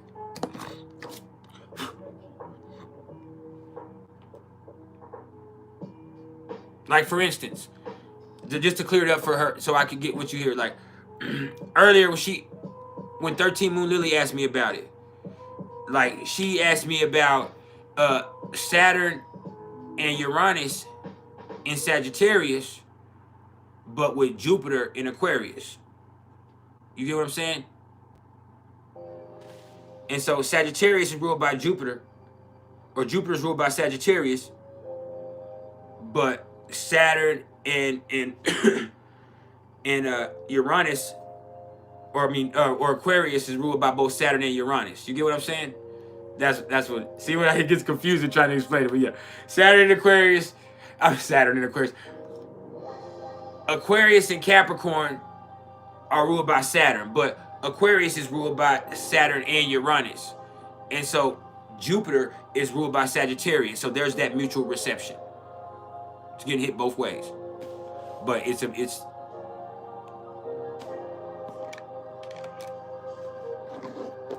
now Lilith in the 8th house. I'm confusing you.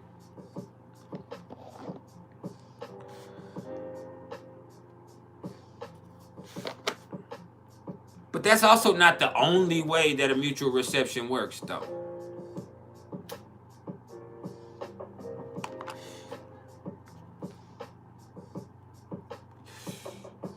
That's the way yours did.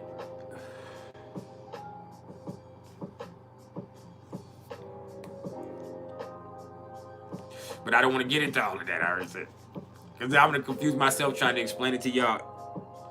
That's one of those things that it's easier to talk about when you're interpreting a chart, but harder to explain from this standpoint to y'all. Now, let me go back to this. Lilith in the 8th house. I have my Lilith in the 8th house. You went through some shit where you don't trust anybody. Somebody, you know, made you not trust anybody when you were younger. And you could have been abused. Most likely in that 8th house sexually. You could have experienced death from an early age, and because of that, you see in death, or you experience in death, it made you have a certain fear of death, or made a fascination or obsession. Like me, I have a certain fear, but I also have an obsession. I look at dead bodies. And I used to watch, you know, when I was crazy, when I was young, not crazy, when I was crazy, but when I was young, I would go look at crazy stuff like, I guess I was crazy too, like Rotten.com, and Rotten.com would just have different ways people got killed and showing their body, or show people like, you know what I'm saying, getting maimed in all kinds of ways. Or, you know, if there's, you know, even though it's disrespectful for me to do, like if somebody just died and I know there was a prominent person and I know there's a video, I'm gonna go see the video. Like, it's like I can't look away. I'm obsessed. There's a certain obsession and a certain fear and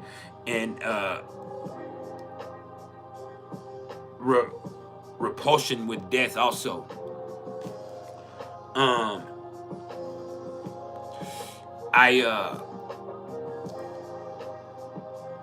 I'm a very sexual person, and even have, you know, porn and drug addictions at some point in my life, but I also am not really intimate or close with many people. I'm very secretive.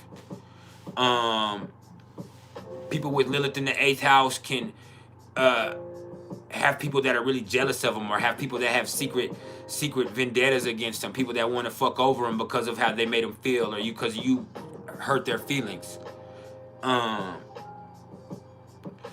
People with Lilith in the 8th house just have secrets. Deep secrets.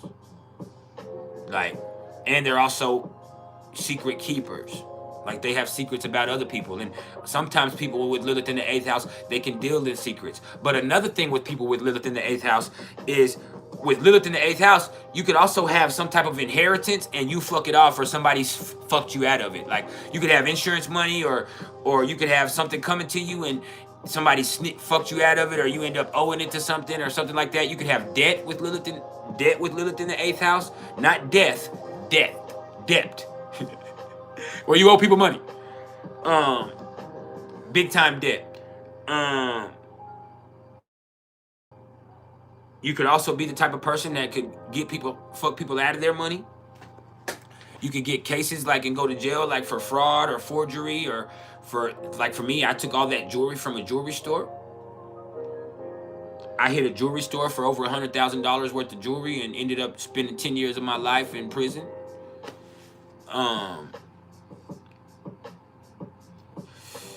I grew up with a sexually inappropriate father. He was not sexually assaultive, but he was sexually abusive. Like, he didn't do stuff to me, but he put me in situations that were not healthy. He allowed stuff, he encouraged stuff, he did stuff that was abusive and inappropriate, but he never assaulted me.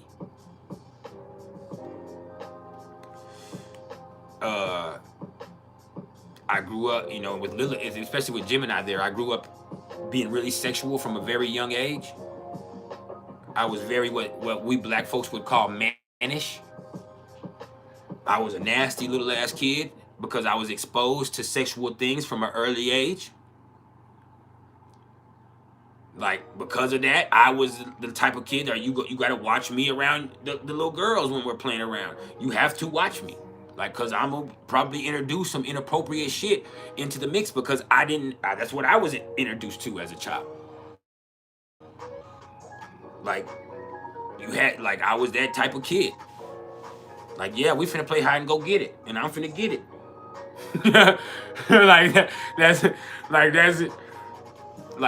That's just, it's not even funny, it's fucked up. I laugh because I don't want to cry.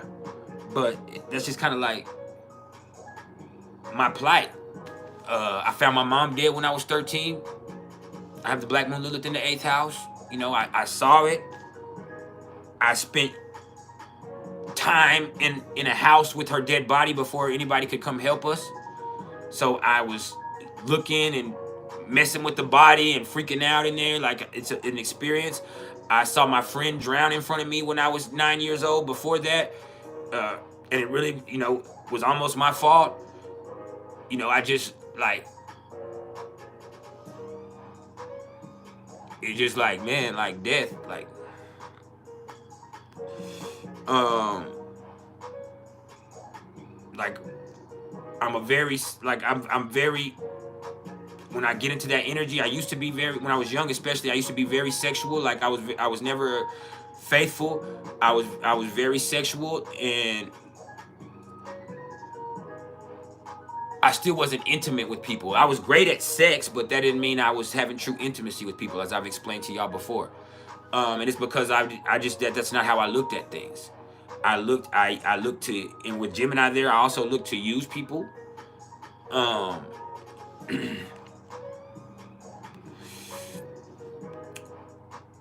With Lilith in the 8th house, I remember one time my grandmother had died, and I was supposed to get like $15,000. I got a little bit of money when I was in prison, but I was supposed to get like $15,000 in inheritance money or insurance as an installment. And I put all my information in, and and everybody started getting their checks, and I called to see because all my uncles and my sister got their checks, so I called the company. I'm like, hey man, what's going on with my check? And they were like, what's your name? And I gave them my name, and they were like, well, we did try to write you a check, but you owe the state of Texas, you owe child support. So that check was sent, and I wasn't messed up once I found out my daughter got it, but it was like I was supposed to get it. So child support took $15,000, just boom, just like that. And and I don't even think I owed that much, but that would I guess it was applied or whatever happened. But child support took it, and if not child support took it, student loans took it. Like I still went to college, and I defaulted on student loans. I ended up going on academic suspension, and then defaulted on my student loans. And so if it wasn't one thing, it was the other with that, or $15,000-$20,000 in hospital bills, and so all of that shit right there is like I wasn't taught a whole bunch of right morals, especially like I said with Gemini there. So I've had to, through my experiences, which is funny with Chiron being in Gemini, also in my 9th house, or right there on the cusp of the 8th and 9th house, like I have had to develop principles and morals. I've had to like kind of through the crazy stuff that kind of shake that nasty shit off of me and change. I'm also capable of great changes with Lilith in the 8th house. I'm the type of person that really, really will never be the same. And with Pluto in my 1st house too. Like I'm never the same person from one year to the next, or from one experience to the next, or from one growth process to the next, or from one relationship to the next. Like the person I was with so-and-so is not going to be the person I was this person. They're going to have two totally different perceptions with me. And if you ask this person about me and who I am, they're going to tell you a whole different assessment of my character than this next person.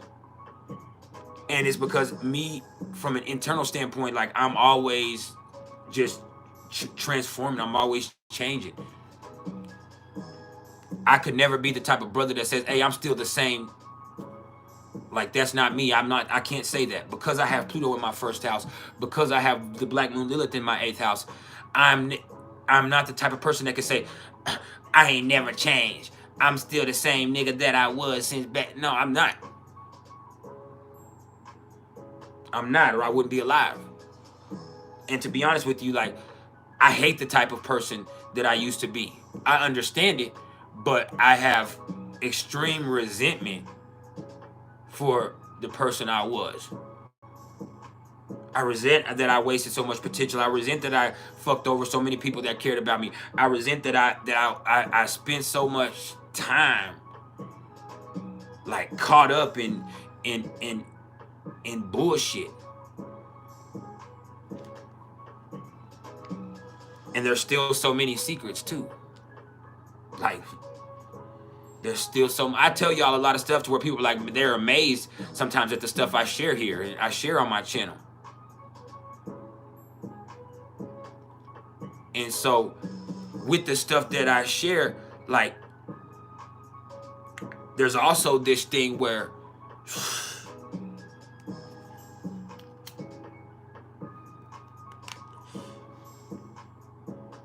there's so much more that I can't say.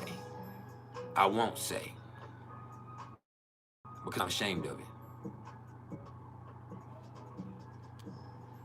That's real. That's the black moon Lilith in the 8th house. Now let me get back up to everybody else's questions. From a person with the black moon Lilith in the 8th house. And I ain't even gonna lie, let me take it back too. Because the black moon Lilith in the 8th house also, there's not,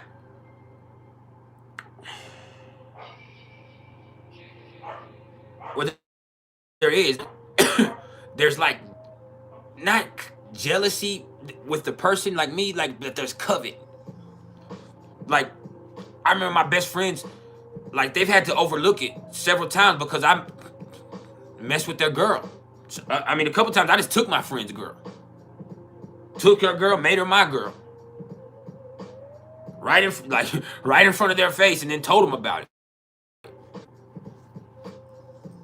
Like,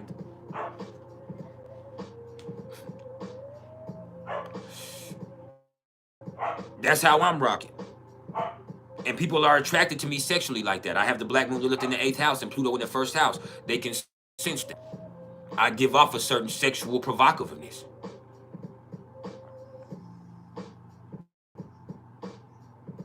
I come across as somebody that will tear your ass up, and I will. Yeah. But still.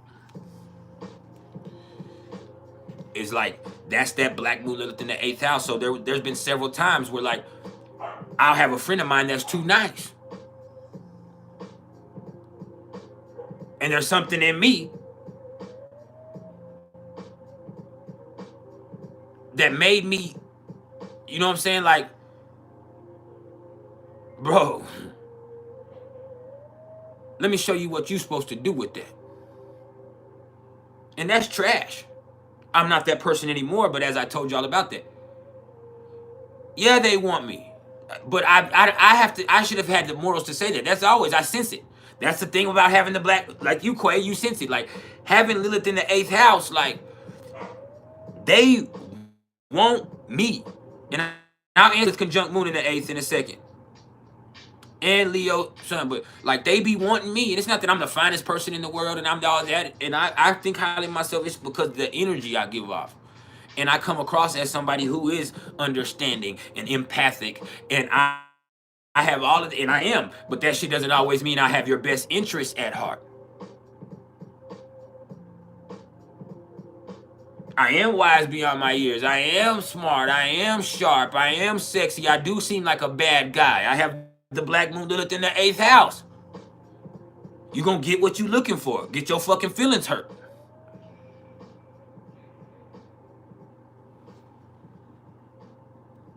And I like pain. I'm a Pisces moon. I'm going to hurt my own feelings. That's the thing with the moon. Like, man, that shit used to be crazy, man. Until I changed through my principles with Sagittarius in my 2nd house after my Saturn return, which is interesting. People talk about that. I have Sagittarius I have Saturn in Sagittarius in my 2nd house, pardon me. And so I've had to gain values and principles and learn them the hard way. I wasn't taught. I developed principles as I got older, and I had a spiritual awakening, and I started living spiritually. I didn't get, earlier before that, I didn't give a fuck. I lived by a different code, the player code. She chose me. Like, that's how I operated. Like, my best friend, his little brother, which is like my little brother, I just called him yesterday. He ain't messed up about it. He's a Gemini with a Capricorn moon too, so he ain't really messed up about it. But I'm telling y'all, one time, I think I told y'all this story. One time he came and he picked me up. He's like, I want to show off my girl. We're going to go to this hookah bar. By the next week, that was my girl and my hookah bar. That was me and her spot to go to. And I had to tell him. Like, it wasn't fucked up. I had to tell him, hey, bro, like, I know you, but like, now me and her is on our little thing. Like, with Lilith in the 8th house, I remember another time, like, my brother, my best fucking friend. My best friend. Both of them, really. They're brothers. Both of them. Like, this is his girl that stayed with him. And I seen her paying attention to me and woo. And I remember one day he was like, hey, bro, go. And really, he played games. He's a Cancer Sun Aquarius moon. So he did those games that Aquarius moon people do. Like, she was looking for like a relationship, and he's telling her he wants a relationship, but he's telling me that he don't really want a relationship with her. And he's telling all of us that come to his house and hang out and hustle at his house that he don't really fuck, because she's the only girl there. I went over there and hustled and sold dope from his house. And he's my best friend, and I call him my brother. But I would go over there, and then there would be people that hung around there because I was there and because I was the man.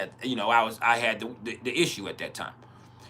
And so I would be there, and so she would be there, and I had a key to his house because I would show up and start hustling as soon as he went to work in the morning. But he would tell me that he's fucking around with her, but she's just another one of his females. Like, he's a big player, but he's not really like that. And I kind of know he's not like that. He's my best friend. Really, I don't know what he's like as far as what he's really into, because he's so different with that Aquarius moon. But every relationship he has ends up having a problem because of a lack of intimacy in a different way than mine. It's because he doesn't show any affection or pay attention to him. Like, he treats them like they're his friends, his buddies. And that's just kind of how he is with that Aquarius moon. But he would do stuff like go let Jessica in. Like, he'd be like, Jessica needs into the house, and he'd be like, go let her in. I'd be like, bro, she stays over there. Why won't you give her a key? And he'd be like, well, yeah. And I think that's some Cancer shit and Aquarius shit, but he just didn't want to have a key. So he would like give me the control. And then there would also be times where we'd be hanging out, and she'd be like, I want to go see this movie, or I want to go out of town and do this or do this. And he'd be like, oh, I don't want to go. He'd be like, Roderick, why don't y'all go? He'd say to me, like, why don't y'all go? And I'd be like, what? And he'd be like, why don't you and Jessica go to the movie? Or why don't you ride with Jessica out of town if she wants to tomorrow? And y'all can. And I'd be like, huh? And he'd be like, yeah. And so, like, one day, and this is crazy. One day we're riding in the car, right? She's changed her life to Christianity now, so God bless her. she's changed now. But listen. So one day we in the car, and we're going to the dollar store or something, and we riding, and she just looks at me, and I'm like, what? And she just grabbed my hand and put it between her legs and said, I just can't help it, my nigga, I'm a cheater. Those were her exact words. And she's a Virgo, but that's exactly what she said. She grabbed my hand and put it between her legs. She said, I just can't help it, my nigga, I'm a cheater. And I was like, what? I jerked my hand away. I was like, what the fuck? I was like, man, you tripping. And she was like, nah. She's like, you finna go tell him anyway. She's like, you might as well let me. And I was like, no, I ain't finna tell your business, man, but just don't do that. Like, don't do that to him like that. You know what I'm saying? I said, don't do that. And so she's like, all right, I'm just tripping. You know what I'm saying? She's like, I'm probably just high. Because we both high on that shit, high on some other shit. She's like, maybe I'm just high. And I'm like, nah. I'm like, we're just gonna forget this shit happened, right? And so she happened to be friends with my girl at the time. And so the next day, he calls me. He's like, go let Jessica into the house. And I'm like, I'm already here. She can just pull up, and I'll let her in. She's, you know what I'm saying? I was like, bro, you need to give her a key. He's like, I ain't giving no key. And so as soon as she comes in, we get high. We start smoking that shit. And I don't want to, speak on what it is, but we smoking some of this shit. And we get high on this shit. And as soon as she does that, she just, like, drops between my legs. And she's like, just let me. And I'm like, nah, you tripping. And she's like, well, what if I told you that you remember last week when you and your girl was arguing and y'all was chasing each other in the car? And that was something that happened. When me and my girl got into an argument, and she took off in her car, and I was driving behind her, and we driving all crazy, trying in traffic, acting stupid. This was years ago. I'm not like that no more. But we was acting stupid in traffic. But she's like, you remember when that happened? She's like, yeah. She's like, well, how about, she was like, well, how about I told you that after that she went and got her kids and come and brought them to me, and she went and cheated on you with her coworker. She went and fucked one of her coworkers. And I was like, what? And she was like, yeah. She's like, that's why you couldn't, she wouldn't answer the phone for you that whole night. She was like, how about I told you? How about I tell you that she that she's like, and I knew she wasn't lying. But I'm a Cancer. And I knew and old girl was an Aries. So I just started crying. I'm like, man, that shit don't make me want to, and I had to check her. I was like, man, that shit don't make me want to you. That shit just makes me want to call her and argue. Like, you know what I'm saying? Like, that shit. But I still did it with her. I had Lilith in the 8th house. I do have Lilith in the 8th house. And I don't want to say evolved because that's such a stupid trait. But that's something that my principles would not allow me to do anymore. But yeah. And so we just ended up going into this whole thing. So, like a whole thing. There was a whole thing. And my best friend knows about it now. Like I said, and that shit, like, that's not the only time that that's happened in my life. Like,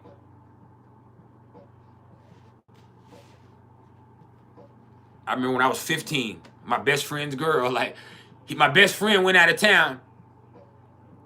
And his girl, as soon as he went out of town, his girl, and they had never messed around or anything. I don't even know if they were attracted. Like, that was just his girl. Like, they were just kind of talking to each other. They were dating. But as soon as he went out of town, she came on to me. We ended up doing it. We ended up having sex or whatever. And so I have to come back and tell him. He's my best friend. So I got to tell him, like, hey, bro, me and her ain't together. But, like, bro, I messed with Diane was her name. And he's like, what? And he's like, I'm like, man, bro, she's a hoe. Not I'm a hoe. But, bro, she's a hoe. Like, you don't need her. You don't need her. And he is, you know what I'm saying? He was just more or less like, yeah, she is. But that whole little, like, that was that Lilith in the 8th house. Like, there was no what's yours and what's mine. You get what I mean? Like, there was no code with that. Like, if I wanted it, I was going to take it. And I had, with Gemini, all of the skills to do it. Now, let me get to everybody else's stuff. But yeah, that's Lilith in the 8th house. That's what having Lilith in the 8th house is like in so many ways. Like, it's like having evil powers. It's like having evil power. And then when you're in sexual situations, like, you just know, you can, like, sense what people want sexually. Like, you just know, like, what turns them on, and, like, you can make people, like, you can make people wow. Like, I'm an OG. I had him squirting before squirting was cool, before we knew it was pee.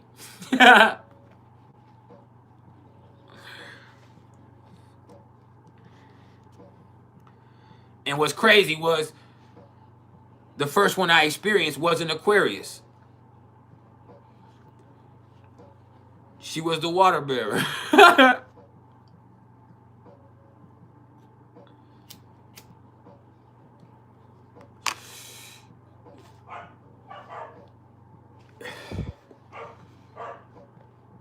But yeah, that's kind of how that shit went, man. Shit was crazy.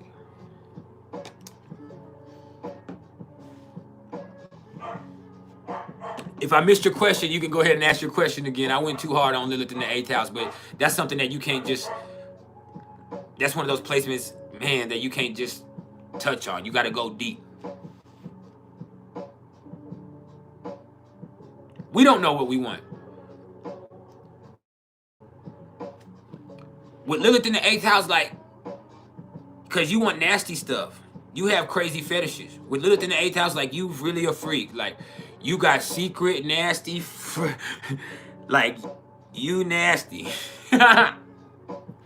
You feel like you don't know what how nasty you'll go. That's the truth. Like with Lilith, you've done so much shit, like since a very early age. Like you've done so much shit. You're so advanced in that way. Like there's shit like you can really satisfy other people, but you really don't get satisfied easily. Like you really can't, because you really into you went so far that you into some wild shit. You used to could get satisfied, but it's just like when you do drugs, like you've taken it too far by now.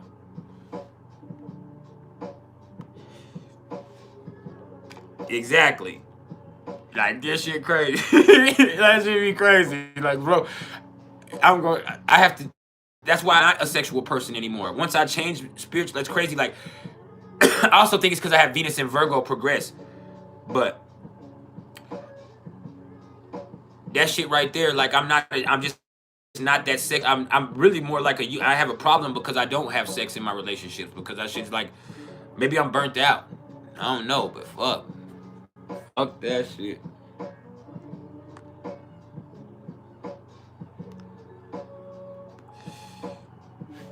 I'm nasty. Jupiter square Mars in Pisces.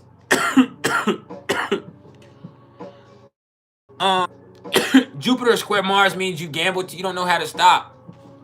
Like you take it too far. You gamble too much. Like you don't know how to walk away from the dice table as a winner, rather than always going for double or nothing until you end up losing. Like you don't know how to say when enough is enough with Jupiter square Mars in Pisces. You have no boundaries. Quentin. Q. You ain't got no boundaries, brother. Let me get back into my intellectual mode. You need some boundaries. We're going for another 54 minutes. Let's make it lucrative. Yeah, Jupiter. And your Jupiter can't be square Mars to Pisces. It can be opposite to Mars in Pisces. Jupiter in Virgo can only be opposite to Mars in Pisces, which is basically almost the same thing. You do too much, your health, like, you can have some unhealthy habits and escapes and coping mechanisms, which is cool and it's to a certain extent, but shit, that shit could be fucking up your health. Now, Leo Sun in the 7th, trine Sagittarius Lilith in the 11th. Well, bro, I don't want to say friends in low places with that. That's like friends in high places. Like you have a really good taste, and you got a whole different form, a whole different group of friends. Like the people you associate yourself with, like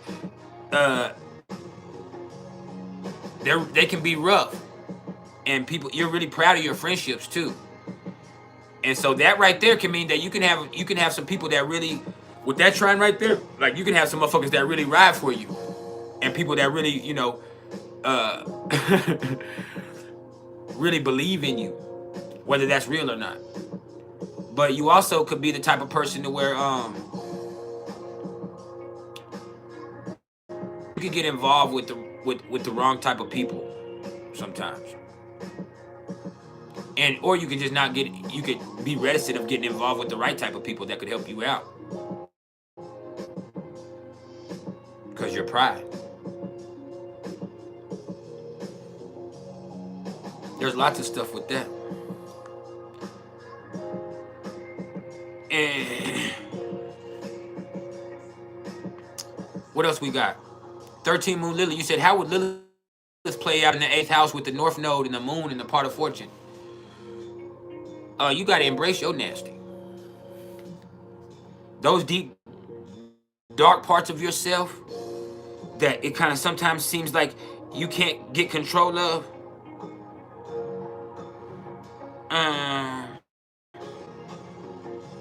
That could actually pay off for you.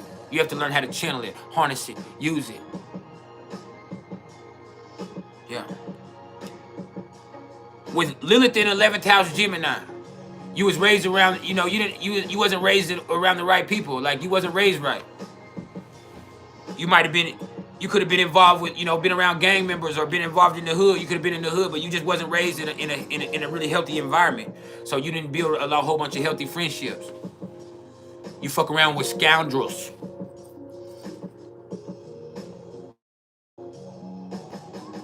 But you know, with Mars and Pisces, it's also, y'all make things harder on yourself with Mars and Pisces, y'all. People within Pisces have this tendency to to just make things more complicated if you can't get into a rhythm. So you have to find some type of way to get into a rhythm. And that's why, like, people with Mars and Pisces, like, sometimes it feels like y'all that's the only time y'all feel like y'all are free, is when you've been drinking alcohol sometimes. Or like when certain music is on, like that's the only time like you feel like you're really into a rhythm or anything, because like all other times it's like everything is like frustrating, and everything, it seems like you just it's not as easy for you and flowing as freely for you as it does for most people.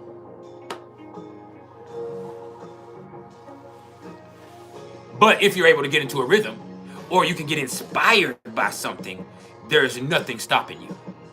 Nothing stopping to you, because you have an inner devotion that's tuned into something that's not driven by anything outwardly influenced. Like you have something inside of you that believes it can do it, and it's gonna do it.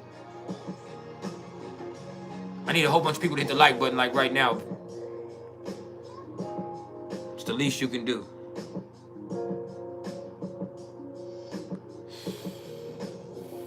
But yeah.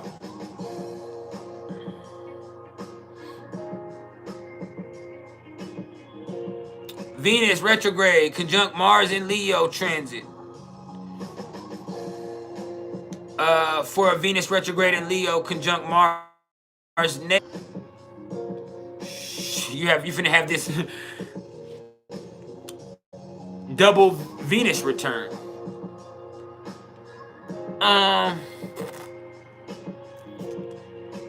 I would say it could be one of the most fun times of your life coming up, or for your friend, it could be one of the most fun times of their life, but it could also be one of the most dramatic times. Like, shit is about to get interesting. Like, this is gonna be one of those times in their life that really sticks out for whatever reason. So it could be really fun. It could be, you know, something that is bolder than usual, but it could also be something that right now is one of the more dramatic experiences that they've ever had. Reflection. Virgo Venus square Pluto and Sagittarius and Lilith. You're a big picture. I mean, in essence, that big picture, your wisdom can sometimes get in the way of you paying attention to the details that you need to pay attention to, and your restless spirit. It also conflicts with that feeling inside of you that you need to help people and serve, because sometimes you're ready to move on before you can really help somebody in a tangible way. So you have to, through time, get a better grasp of the details, and also learn how to let things develop a little bit more before you just do it like that. Why do you say whom, bro? Did I get you? Or is that something you haven't considered before? Isaac Asir. What it was, cuz.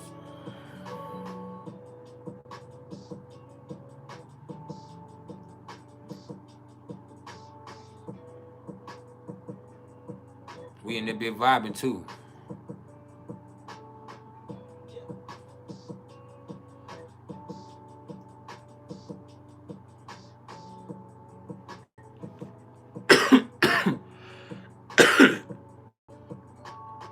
I see you, Quentin. Cancer, 29th degree, Cancer rising. Man. Well, I mean, first of all, that means your whole first house is Leo. But I'm gonna teach you a trick. So when you have all of that Leo in your first house, but you are a 29 degree Cancer rising, First of all, you really care about what people think about you. You really do. And you also care so much about other people that you're worried about your sensitivity being used against you. So you are the, you are the type of individual that, you are not gonna just open up to everybody. You only fuck with a select few. And your parents' relationship to each other is going to be influential over everything that or the lack thereof too, is going to be influential over everything that you have in your life. If you've seen some crazy shit with your parents, or if you've seen some good stuff with your parents, that's also something that you can kind of consciously carry you forward. And you do have a certain sense of traditional values. You do have a great memory, but you also do care a lot about what other people's perception of you is. And that does influence you in your sensitivities, and it makes you not want to be very close to a lot of people. Like you kind of keep it, you fuck with everybody, but you keep people at a distance, because the last thing you really need is that sensitivity to be, seen as a vulnerability, because your confidence is key for you.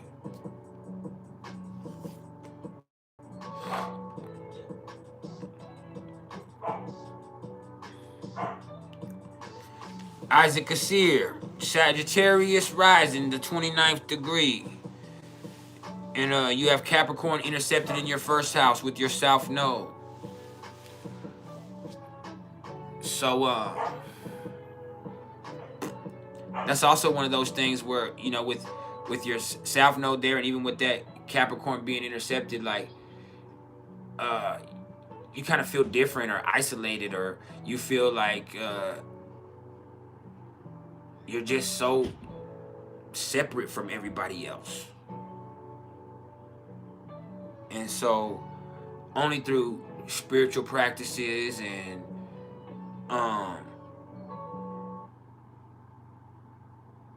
only through just with Sagittarius there being being positive about everything that happens, can you start to open up more and be willing to, be involved with different type of people. But you're always going to keep a certain distance, because Sagittarius is forward and exotic in its own way. Laxmi X, what's up?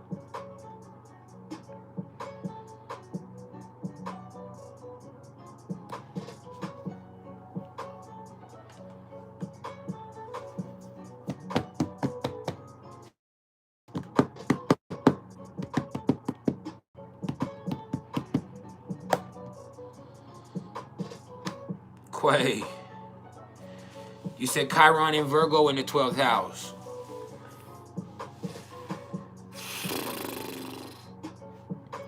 Well, you really criticize yourself a lot. You feel like you're not enough. Sometimes you feel like you ain't good enough. You feel like you ain't done enough. You feel like you're not shit. You feel like you're not smart enough. Like there's so much there that you end up being real fucked up on yourself, and you kind of end up limiting yourself or putting yourself into very limited parameters until you can, realize that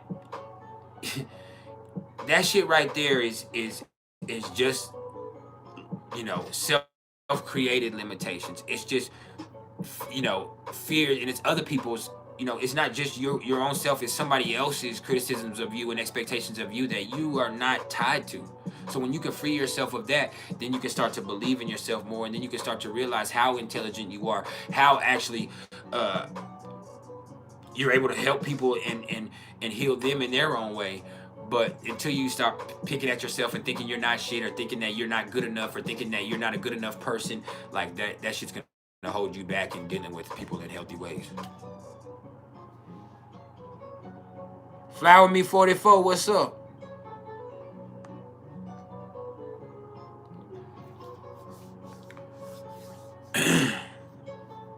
And you might be your own worst enemy, but you got to realize that there's something that in the way that somebody else treated you, something that went down before with that right there that made you feel that type of way. And so when you can free yourself of that criticism and that expectation, then you can start to help other people free themselves from those same things.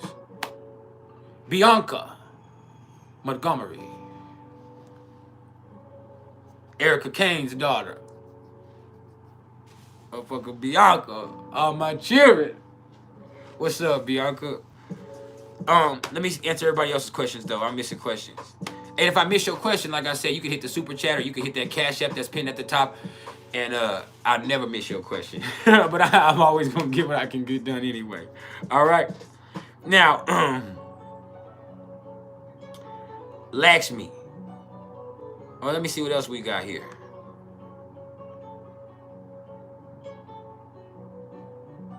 Oh, you said I look great. Thank you, thank you, thank you. I feel great.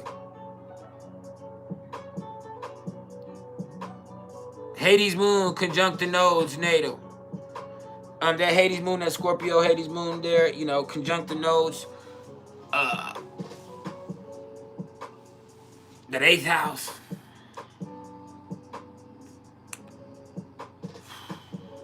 I mean, you're here to go through some deep transformations, and you're here to live one of those lives through intense connections, and also, you know, through learning how to find safety and sanctity in your own energy, instead of, you know, having a certain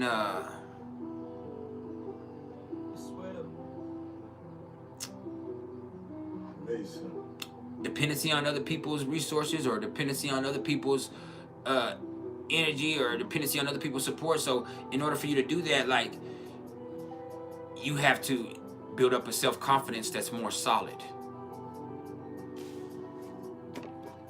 if that makes sense. Now, Isaac Asir, you said, what kind of past life do I think a Saturn Capricorn in the first house at 9 degrees would have? Shit, a hard life. A hard life. You could have been somebody that was in charge of stuff, you know, that was, you know, important in some way, or administrative in some way too, somebody might say. But I would have to look at your numerology to really assess that more than anything else. Like, what's your soul number or your soul urge number in numerology? That would give me a better indicator with the north node, I mean with the south node, than just the south node by itself. But that would just, me seeing that and having to guess, which nobody can really guess, it just tell me you probably lived a hard life, and you were responsible for a lot of different things, and that's just how you know how to handle business. You were somebody that knew how to handle business. And other than that, I wouldn't be able to tell anything beyond that. I can't give a specific designation on what you had going on in your past life, because who knows what age that was in, or if it was on Earth or anything else. So,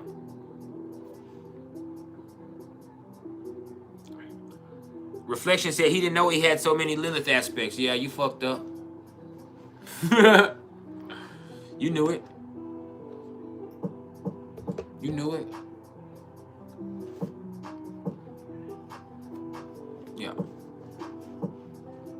Now, well, let me get to everybody else. Inner Riches, you said, what would my advice be for 2 Cap moons in a relationship to be healthy? Stop competing with each other, and stop comparing who does what, and stop keeping tallies of everything in your fucking relationships. Or, yeah, I did this for you and you did this for me. And I remember, and stop doing that, which is gonna be almost impossible for Capricorn moon. Stop competing, stop comparing, and stop fucking stop looking at your partner like they're against you. Y'all work against each other. Flower Me, you said Pisces rising and Mars and Leo in the 5th house. You be a creative person. You made for the stage. You're probably an amazing actress or actor. I mean, I don't know your designation, so I just want to be respectful either way. You probably can dance really well, and you're somebody who has a certain creative flair no matter what you have going on. And so you going hard.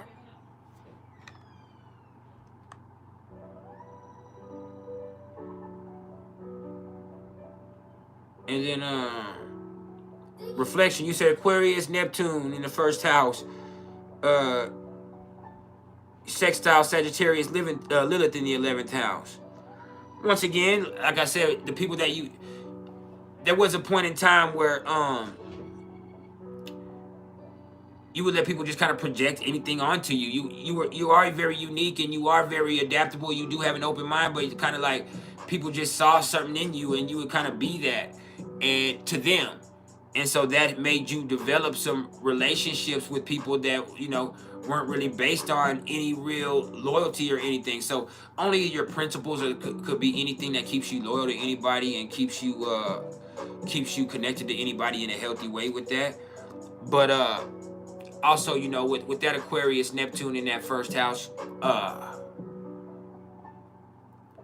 like you're just a friendly person. Like you come across as everybody's friend.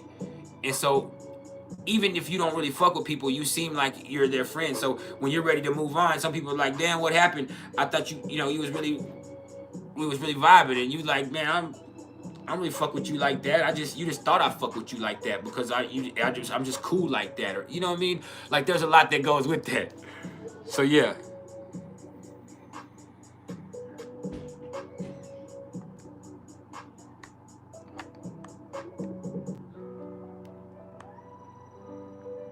Lakshmi, what you mean I'm telling my age? 13 moon Lilith, you said 4 degrees Sagittarius Saturn. My Saturn is at 4 degrees of Sagittarius. My Saturn is at 4 degrees of Sagittarius. In my second house, and I needed some money right now. Somebody gonna let me hold something? Shit.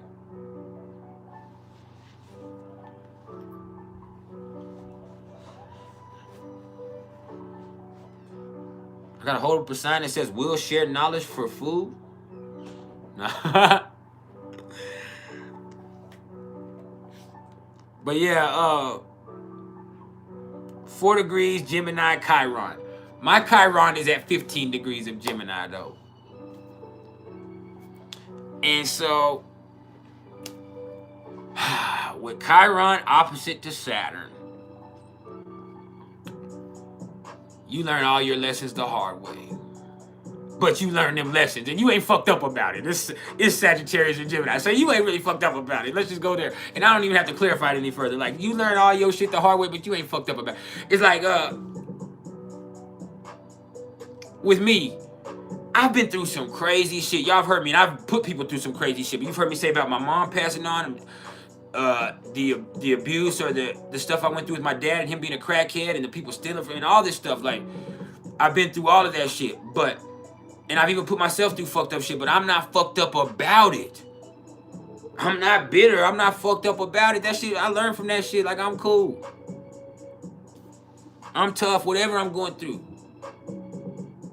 Like, even when I'm going through the health shit that I've been going through recently, it's like me sitting there constantly asking myself, where's the lesson in it? Where's the lesson in it? Where's the lesson in it?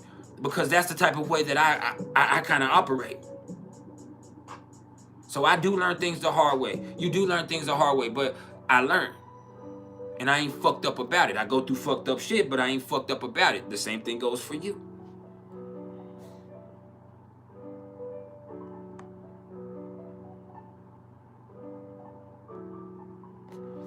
Quinn Robinson. You said Leo moon in the first house, conjunct your rising sign. Then you are confidence personified, bro. And you have a unique energy that makes other people feel confident in themselves. And like, you are fun, and you just got one of them energies that like, hey, the sun is shining on you, bro. Like this, and like, you are a trendsetter. You're the type of people that people kind of copy you because they see that you're the type of person that you feel, or at least seem like you are somebody that was made to be followed. Oh, that bit right there, jamming.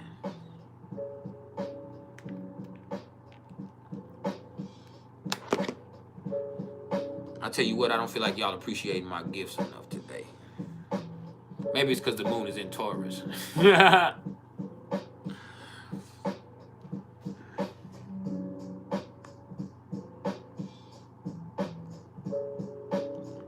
Sunny Test. You said, what does it mean to have Pluto and Saturn in Libra and Jupiter and Scorpio all in the 8th house? You can finesse anybody out of anything. But besides all of that, like, you are very intense. You take certain things to the extreme sometimes. But you're also somebody who is uniquely powerful. Uniquely powerful. And if you touch somebody at all, you touch their soul for real. And I'm so for real. You got that type of shit going on.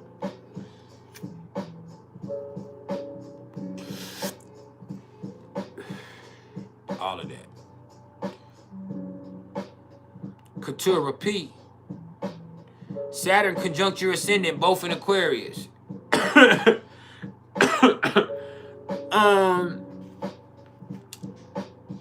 Once again, like, you experience life as being kind of serious, and you take your own self very seriously, and you're very disciplined.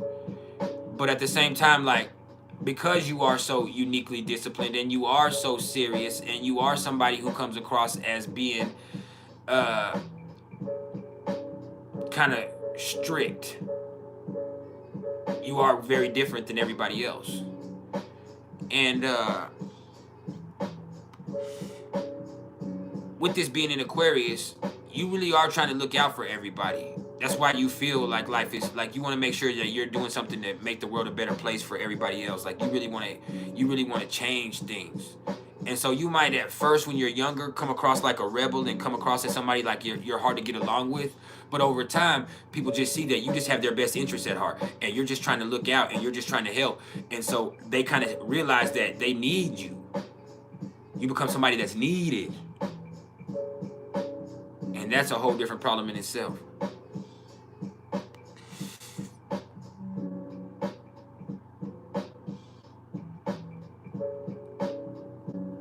We're going for like 30 more minutes. Maybe longer than that if it pays what it weighs.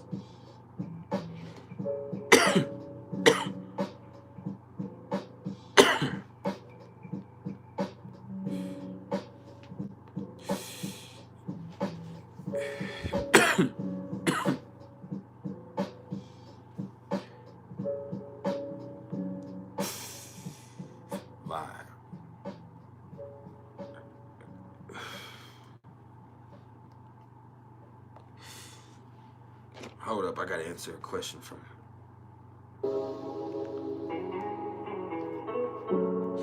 my family real fast.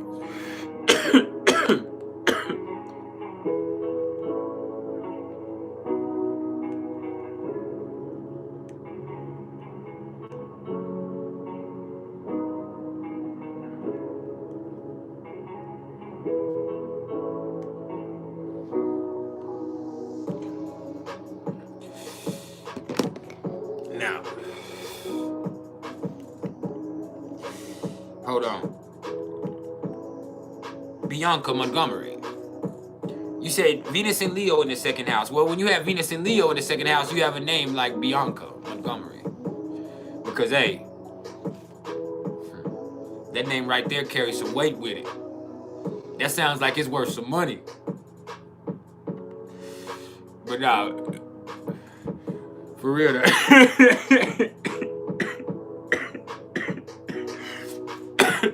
For real though, look. With Venus and Leo in the 2nd house, you know what you have? Taste. Now, in order to have taste, there are going to be times where you have to be able to afford it. And luckily, having Venus and Leo in the 2nd house, you're somebody who spends big, but you're going to have enough to spend. Beautiful right there. Beautiful. But yeah, you have immaculate taste. That's for real. 13 Moon Lily, you said, what would I say about a chart that has Mars, Mercury, and Venus conjunct their higher octaves? Well,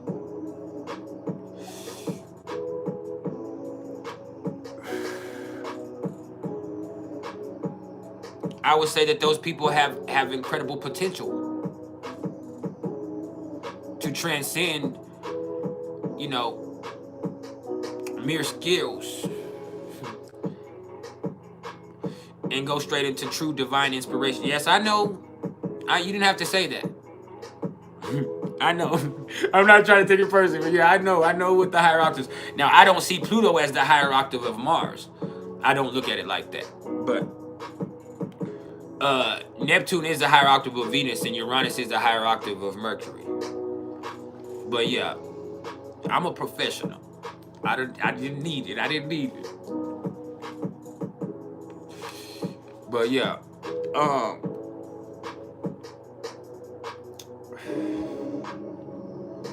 you have incredible potential to take things to the next level.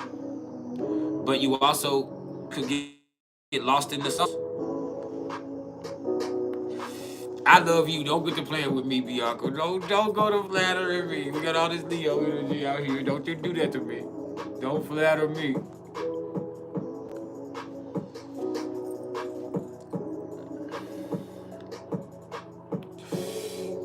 My kids are just constantly fighting and arguing in there. For the last 2 hours, I can hear my sons in there fighting, my two Gemini moon sons. One's a Leo with Gemini moon, the other one's a Libra with Gemini moon. And I can just hear them into it. One's about to be 14, the other one's about to be 13. And they're just... I can hear the Libra one.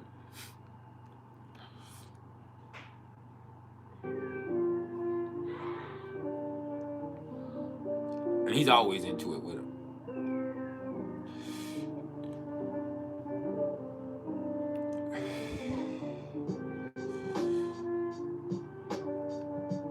He has Mars in Scorpio and Venus in Scorpio, so he don't let stuff go. He won't let it fucking go. Like his brother, he has Venus in Cancer and Mars in Gemini. So he lets stuff go. He just, you know what I mean? He's not a big deal to him. He gets in his feelings, but...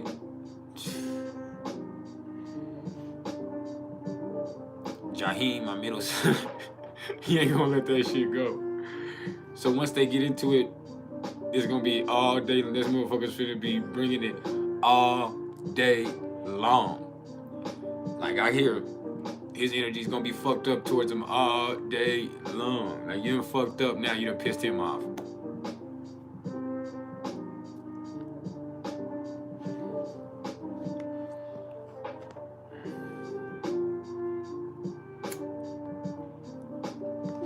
Yes, I have, Bianca. Reflection, you said your Taurus Jupiter sextiles her Pisces Sun in Jupiter.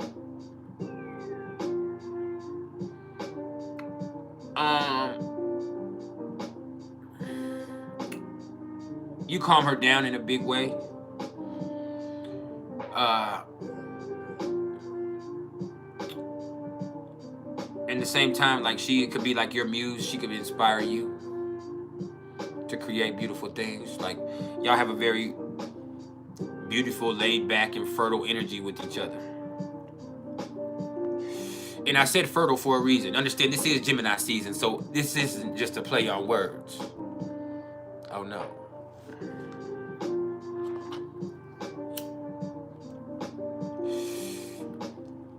You gotta pick up on everything. Now, back to 13 Moon Lily, because I don't feel like I elaborated enough. With Pluto, I didn't skip your question. You got to ask it again, Tiger Lily. As I say at the beginning, if I miss it, you got to ask it again. Just ask it again. Now, well, you can hit the super chat at CashApp. I never miss that motherfucker, but I never skip anybody. I would not do that. I'm not that type of person. Never. Now, would somebody in this hat skip anybody? No.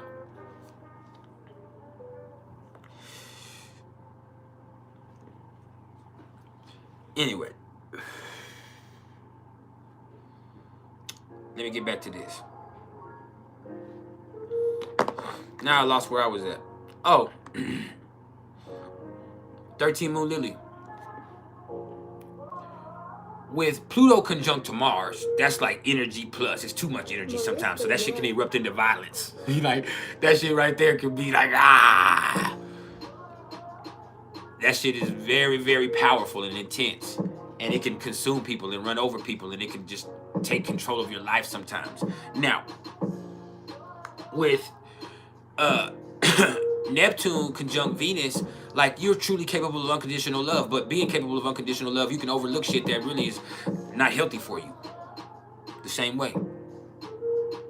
Now, with Uranus conjunct to Mercury, like, you're brilliant, you're genius, but you can also be absent-minded.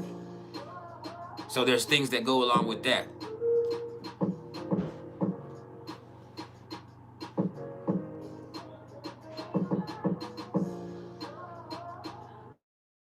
Oh, hey, y'all chill the fuck out, man.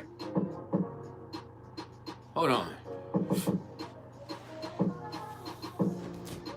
Like I told you hours ago to chill the fuck out.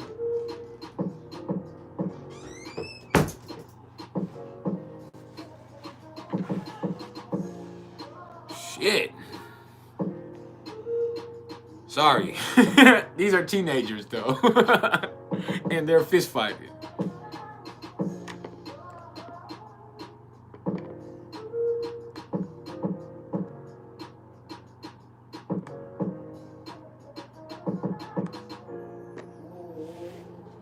Excuse me.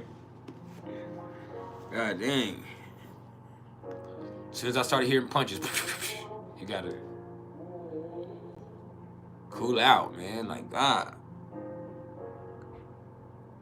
Because that big one is too big to be going in there and grabbing on him.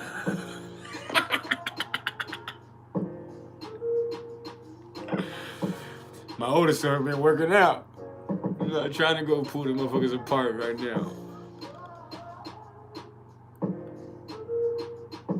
Hell no.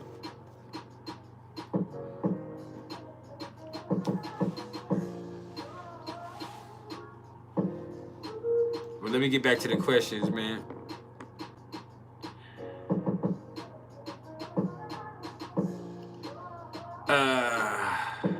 Damn, y'all asked a lot of questions.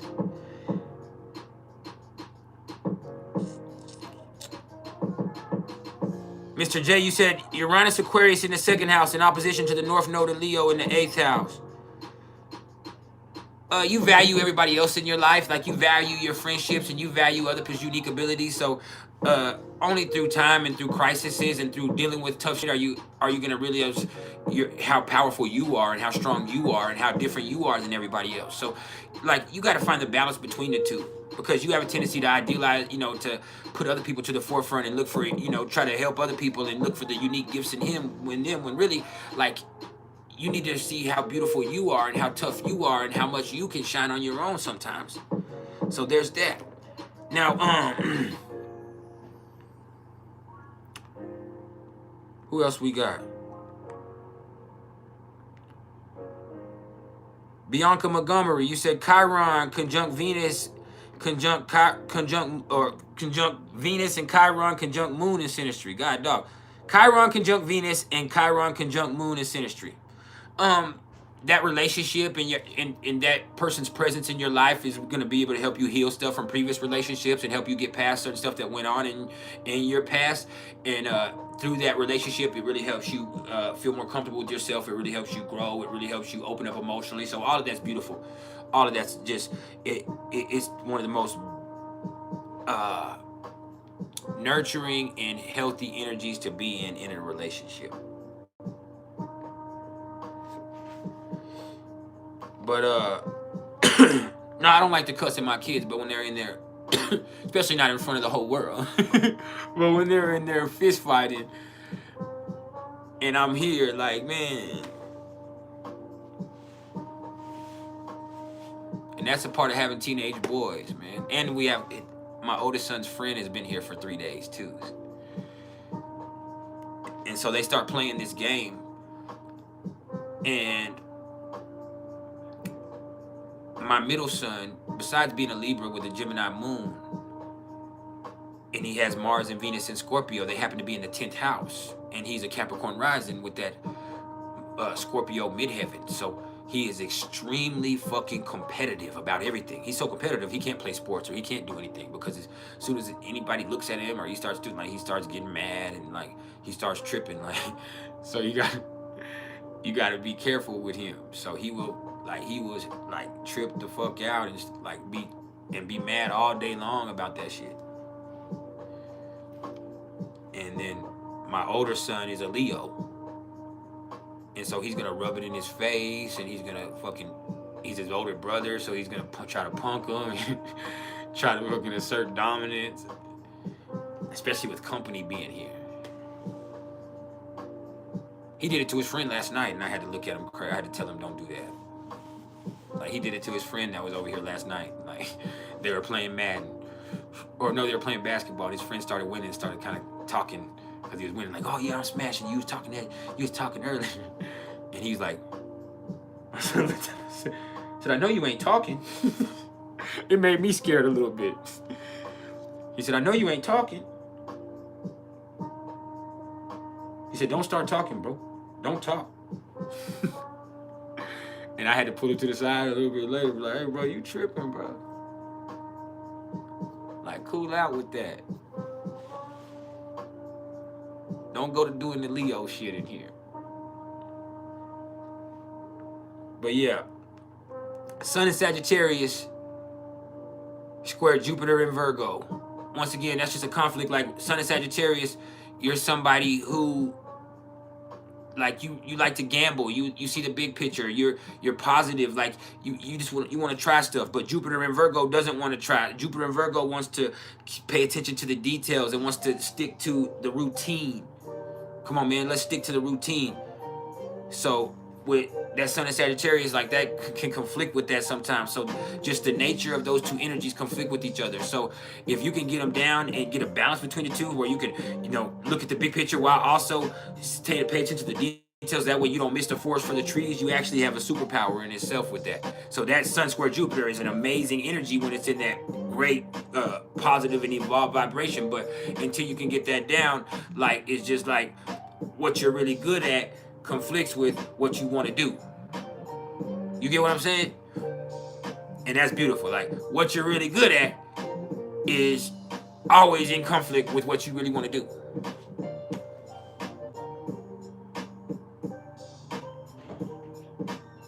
Now, 13 Moon Lily, you talk about synastry. You said Saturn in Taurus exactly conjunct that 8th house moon and opposite Pluto and Mars in Scorpio. Also, your nodes are there. Is that an impossible relationship? Absolutely not. But it could be very possessive, and it could be very jealous. It could be, but it could also be where that relationship is something that holds a lot of value in each person's life. And so just look at this, like, there could be a lot of controlling stuff. There could be a lot of power tripping in a certain aspect, or a lot of, motherfuckers or not motherfuckers, pardon me, but y'all being possessive with each other, or just being really jealous. So that creates this intense feeling where, like, hey, man, sometimes it feels like, man, there's too much. So there's this way of extreme. So when it's really good, it's like, man, it's so sexy, it's so intense. This is the deepest level of love and affection I've ever experienced. But on the other end of that, it's like, god damn, like, oh, it feels like there's too much emotion involved sometimes, and there's like too much intensity for this to ever evolve into anything else more than what it is here.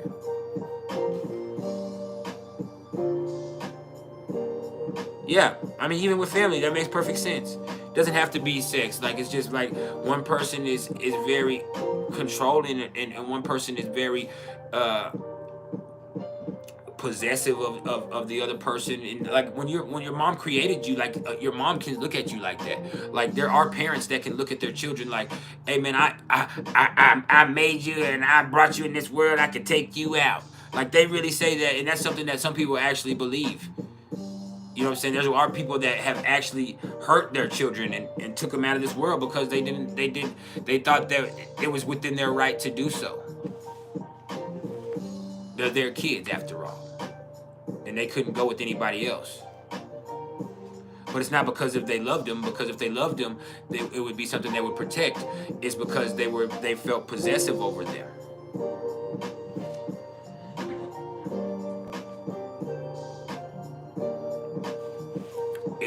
like you have to look at it like sometimes people like they don't love you as much as they feel connected to you, or they feel responsible for you in certain cases, or they feel like they own you, that you're theirs. Like there's a lot of relationships that start out as simple relationships, but they end up being that. Like, man, that's why when some people break up, it's like, man, I can't let you fuck with nobody else. You belong to me. That's mine. And like, there's a certain way that, like, even certain men, like you'll have them, and I know a lot of y'all experience this, and I'm gonna go deep with you with this. A lot of y'all have experienced that with certain men. Like, y'all will be having sex or making love, or y'all will be having an experience, and the thing he wants you to tell him is it's his. That's what he wants you to tell me. It's mine. It's mine. This is mine in it now, and can't nobody else have none of this, huh? And that's something like I probably did that in my younger days, but that's a thing. You'll see somebody be like, because I have Taurus running my 8th house, so that would be something that be a theme that I might have done when I was younger. But it'd be like, oh, tell me this is mine. Tell me can't nobody else have none of this. Tell me, you know what I'm saying? Tell me it belongs to me. You know what I'm saying? And it is simple and sexy in that moment, but people don't understand what's going on behind that. What's going on behind that is now, like, that person is like, okay, that's mine. So now when you give it to somebody else, it's not yours to give, which that's not true of anybody's body. And so you start to develop a different mentality, which that's what I ended up as I evolved into. It was an unhealthy mentality, but that I eventually got away from, where it's like, that's theirs to give away. So that also kept me from commitment in its own way. Like that's theirs to give away. And at the same time, that adds a certain possessiveness and price to something. You get what I mean? Like, it's to give away or to have, or to, like, it's not an intimate experience.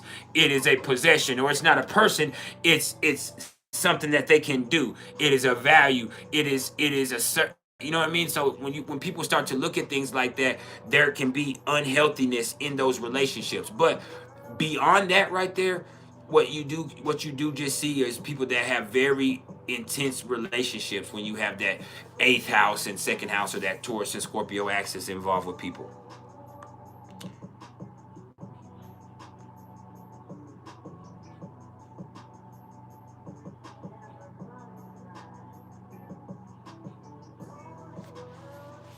And then when you're talking about it being with your parents, you know, once again, like, parents develop those same mentalities. Like, that's my child. Like, that's why it's so hard for certain fathers, even if they don't have an unhealthy relationship with their daughter, to where it's hard for them to allow their daughter to date, or allow their daughter to, when they grow up, to move out and get married and move on, because it's like, that's my daughter. That's, you know what I'm saying? Like, because they know once that is away from them, like, that is now, you know, they're no longer in control.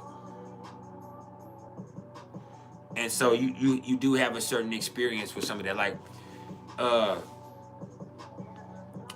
my ex-wife, she happens to have, you know, Scorpio, a Scorpio moon.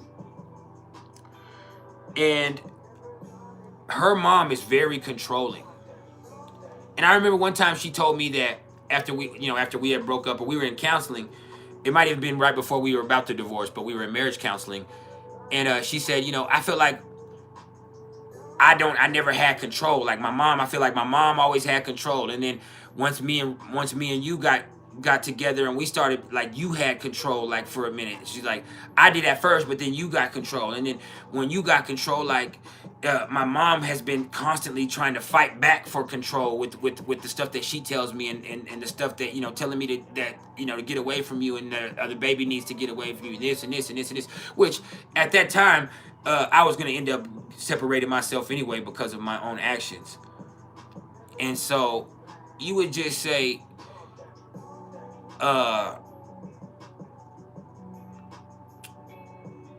man, like, with that parental thing, like, if a person's not in control, or if they feel like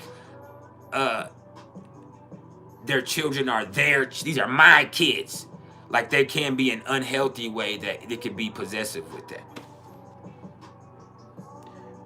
Miss Blessed, You said what Lilith and which houses are very sexual? All of them. Lilith is sexual. It's gonna be sexual in its expression in every way. The least sexual would probably be ninth house, or 12th house. But also 12th house could be very uber sexual, like addictively and obsessively in a way. And so there is something with that too. So I would say, yeah, the ninth house or the 6th house. But you could really have some people that really get off on servicing people, or people who could be in the sex service with that being in the 6th house. Are you talking about intimate or sex, or, you know, because most of them can be sexual in their own way.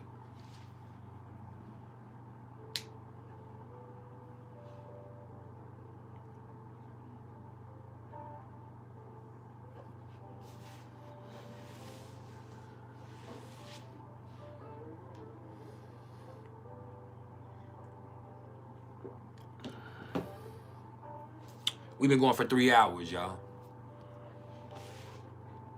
I don't think y'all appreciate me enough.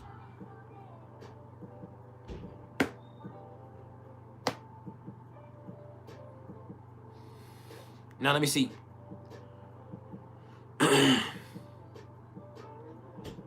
Mr. J said his girlfriend is the sun, moon, Mercury, Venus, and Mars. She be trying to control the shit out your ass. Like, hey, let me tell you, my lady is a Capricorn with Venus and Scorpio. And she's told me before, like, I might be controlling. I'm like, you might be. And she's like, I just feel like if I'm not in control, it's not going to work out the way that I need it to. So I'm always fighting for control. And she's like, and plus I feel like there was other times in my life where people were abusing, and where people were abusive of me, and they were controlling me through that abuse. So now it's like I do whatever I can to make sure that I'm in control of the situation, and that I have the upper hand, and that I'm the type of person that's not going to be at a disadvantage to anybody, because nobody's going to bully me again. I keep control. So there was times where back in the day, she would do certain stuff or be a certain type of way that kept me off balance even. And like only through us working together was we able to work past that, because I would be like, God damn, like I'm a grown ass. And I remember there was a while there where when we first got together, like I would be wild, and I would really be be really trifling. And so I would be messing around. I would be driving around, taking off all night. I worked in a bar. I would do this. And so I would just be living. I would be at home and take care of my kids. But at the same time, like, I would not be faithful or responsible to my relationship. And in those times, and I wilded out.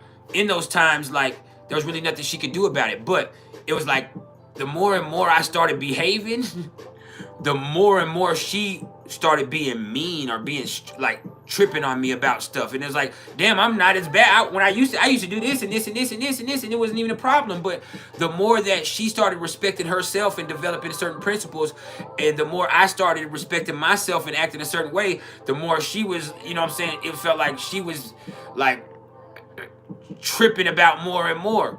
And it was like, man, I felt like for a while there, oh, you're trying to control me, so I left. And so I learned how to control myself, and then when I came back, we were able to have a healthy relationship because she didn't feel the need to do that. But it's like it's always prove it. With the Capricorn, and even with Venus and Scorpio, because they don't trust you.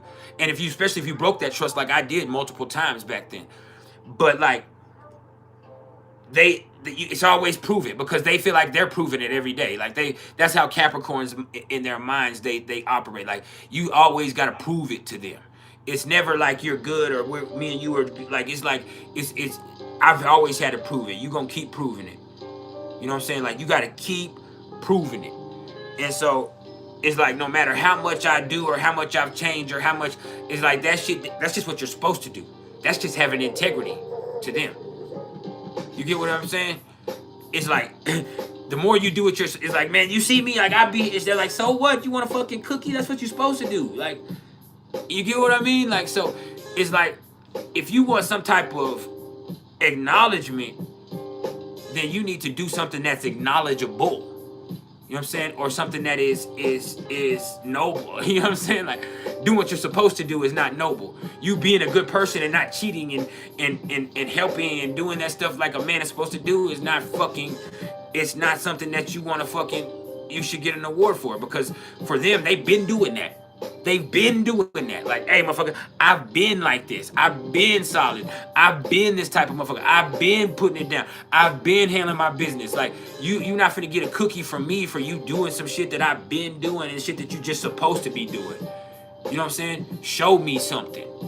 So you can really feel like with the Capricorn that you're not ever doing enough, even if you are doing what you're supposed to do. Like, you can really get this feeling like, damn, I'm not ever doing enough. And it's just for them, it's like, motherfucker, like, you, that shit is not nothing impressive. Like, that shit is not nothing impressive. That's how they feel. Like, all that shit you got going on is really not impressive. And it's not that they don't respect you for doing it. It's just like, that shit is not impressive. You just doing what the fuck you supposed to do. Which is what they've been doing.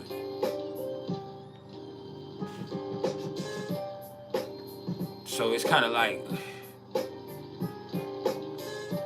if you're in a relationship with them on an everyday basis, sometimes you can feel like nothing is ever enough. And you can also feel like they're trying to control every situation. Because they feel like they know what's supposed to be done because they've been doing it. You get what I mean?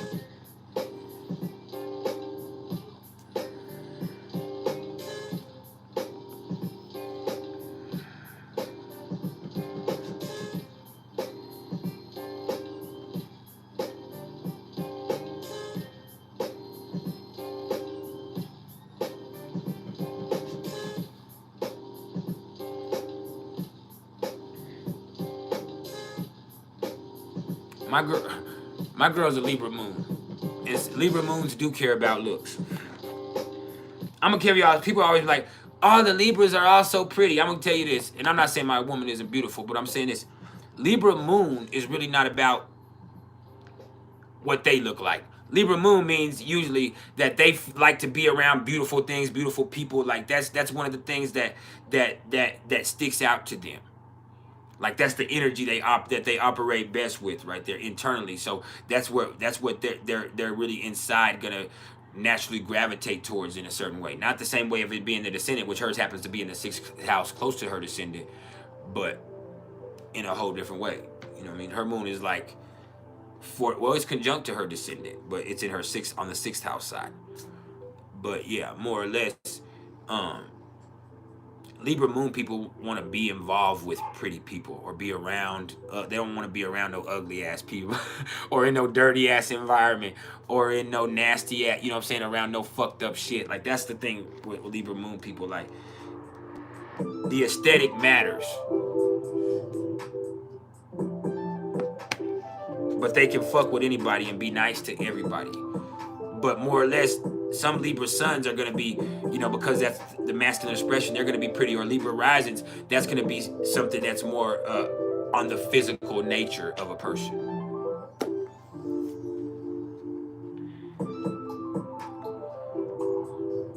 Now, reflection.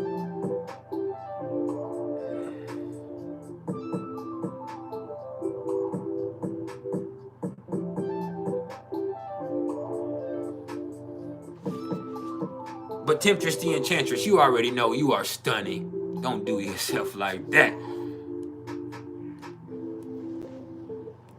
However, yeah, basically, people with Libra moon, like, they have to be attracted, especially if it's like, as far as the relationship type stuff, like they have to be around people that they are attracted to. Like, they cannot be in a relationship with somebody that's ugly to them. Like, that's not, and I'm not saying that looks is the only thing that matters with Libra moons. Exactly. But Libra moons, looks matter to Libra moon. Like, they not gonna be with an ugly motherfucker. Like, you're not gonna be, a Libra moon person is not gonna be with somebody who is unattractive to them. unless they're trying to use them for trying to finesse them in some way, which is also possible. But yeah, Libra moons, they have this thing where like they're not gonna like, for them, like, it's aesthetics matter. So you'll see usually, even if the Libra moon is not an incredibly attractive person, which some of them happen to be, case in point here, but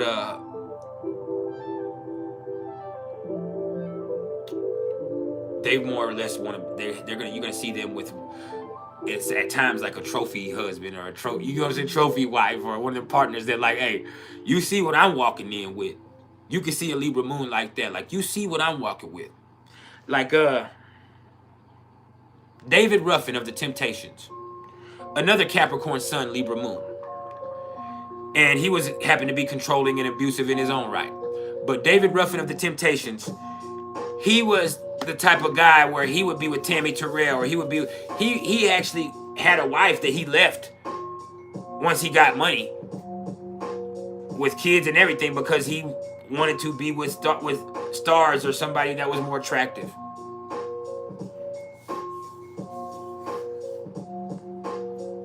I wouldn't put the moon signs having to do with looks, bro. So Mr. J, the moon signs, I don't think, unless it's in the first house in some way, I don't believe the moon signs affect the look like people would think. That's the one thing that the moon sign doesn't affect. Moon sign would affect the health and the feelings, but not necessarily the looks. Now, reflection, you said your Pluto and Sagittarius sextiles her Aquarius moon and Uranus.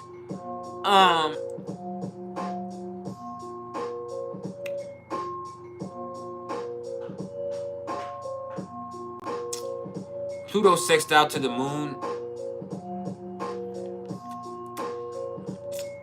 You seem interesting, and you know, you intriguing to her, so that turns her on in a certain way. It makes her open-minded to you, and your Pluto and Sagittarius makes her feel free, and that's something that would be great in a relationship. Like you seems like somebody who would allow her to be free to be herself and be free, but still be with you. And so that right there is something that's sexy and unique, and something that would augur well for somebody who has those type of placements as her. Miss Bless, you said, is Lilith in the first house sexual? You know goddamn well Lilith in the first house is sexual. But even more than Lilith in the first house being sexual, they give off an energy that makes people more sexual with them. Almost like the 8th house, but the 8th house is like, once they touch you. It doesn't have to be they give it off. It's like once they touch you. But with Pluto, with Lilith being in the first house, like you turn people on, like you give off that energy, like you about that, like, and it's like, man, something about you is like you can't be tamed. So it's like, man, I want to try that shit right there. Like, they want to try you out because they feel like there's something about you that's ready.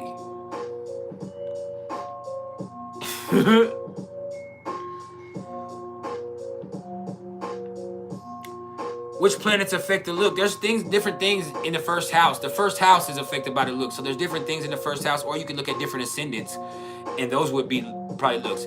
But I mean, I wouldn't say there's different ways that people could be attractive. So I can't really just give a certain particular designation on that.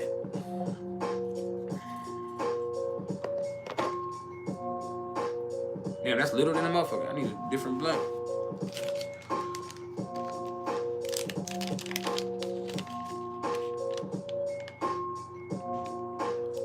I'm a Cancer and I don't have no round face. Ain't got no round face. They're probably a Cancer rising on moon face ass, or a moon in the first house moon face ass. But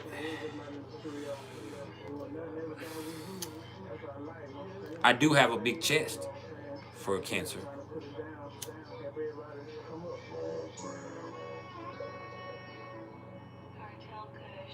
Nah, you in here calling people moon face and shit, Valley. Now, we see you. We see you. Cancers take shit personal. That's one thing we do. Since you wanted to make generalizations. No, I'm just playing.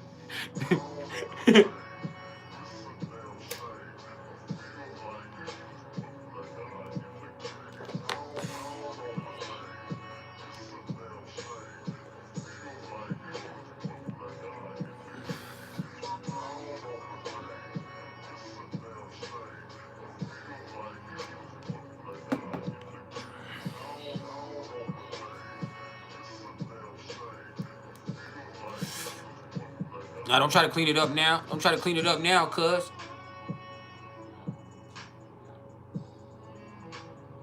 Reflection said he has moon in the first house. You got everything in the first house with your old I reflect anything back to you looking at.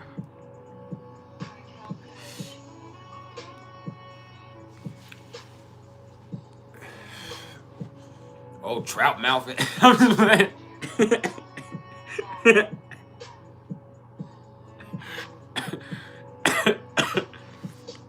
Now, reflection, know I be playing it. Hey, y'all done ran Air Lair off. Where Air Lair at? Somebody call Air Lair. Ain't he one of y'all homeboys? He probably over there with, what's Dolo shit called? The Soul Group? Yeah, he probably over there in the Soul Group now.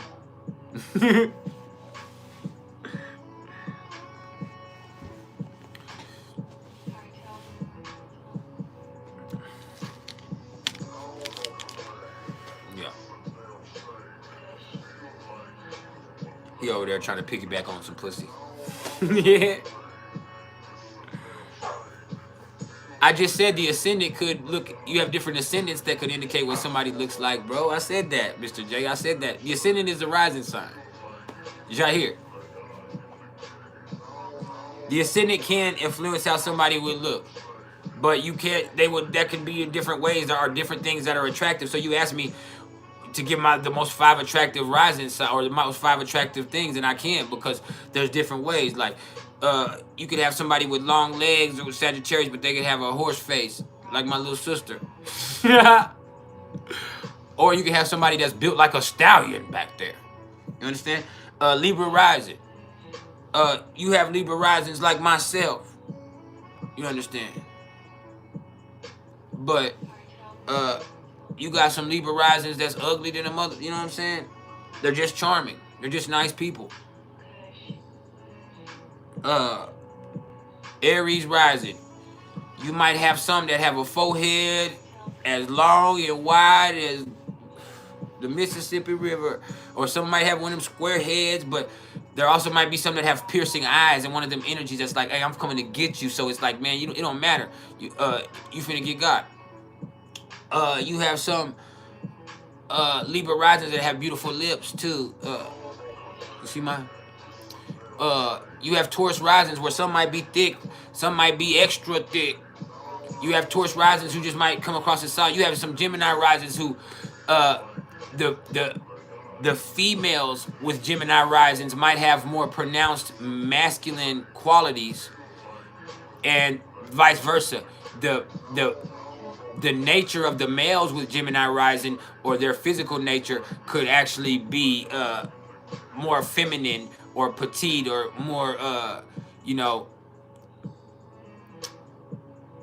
fine, have more fine features than the females would. There's different ways you can look at that. Air Lair, see, look, I called you out. Don't be in here hiding in the motherfucking chat. See, you've been creeping, bro. Now you weirded me out. Like, if I say your name 3 times, you came through the mirror like Candyman. Who called you? Now I shouldn't have been talking shit. I'm sorry, Air Lair. But you know Air Lair is prone to go into over there. Yeah, he is prone to. He ain't doing nothing but looking for his next victim.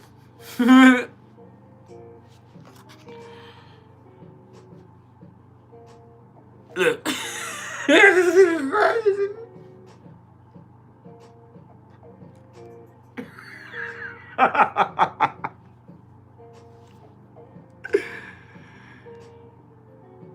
Oh man, this Gemini season, bro.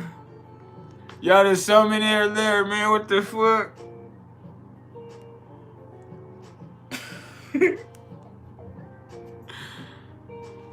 My boy came through like air lurch. You rain.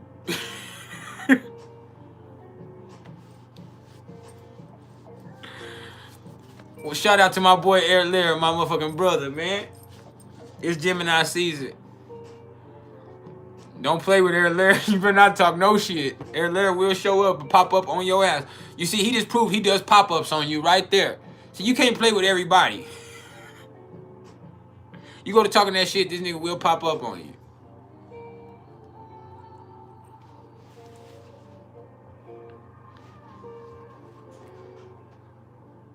Talking about, what's up, bro? I'm chilling. Nah, he not chilling. You're not chilling. Hey, y'all done knocked the Wi-Fi over. God damn. The chat disconnected on my end. But yeah. Air Lair, answer the questions they asking you. They asking what's your sign, my bro.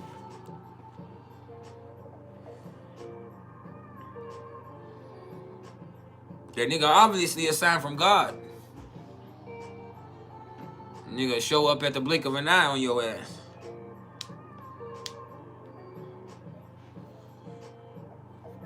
Whatever you do not say his name.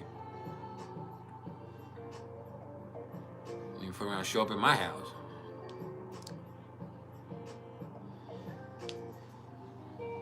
He didn't disappear.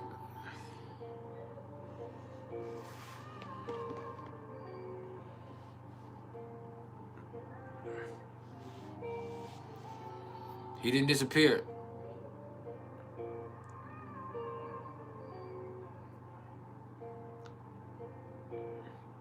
Air Lair works for YouTube. He's monitoring the chat.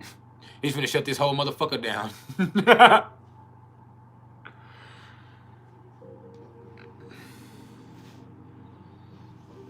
He looked at it and said, all this for $4.99. We're gonna shut this motherfucker down.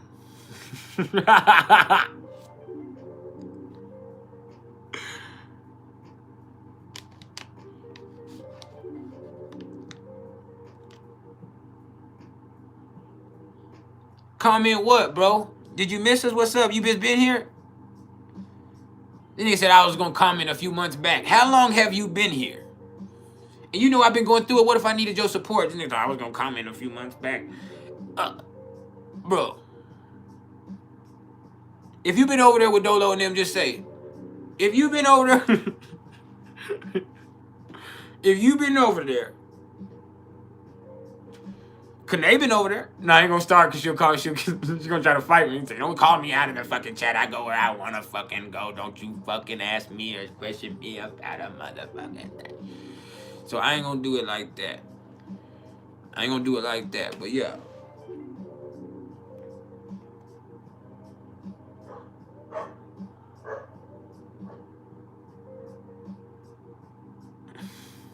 They've been over there.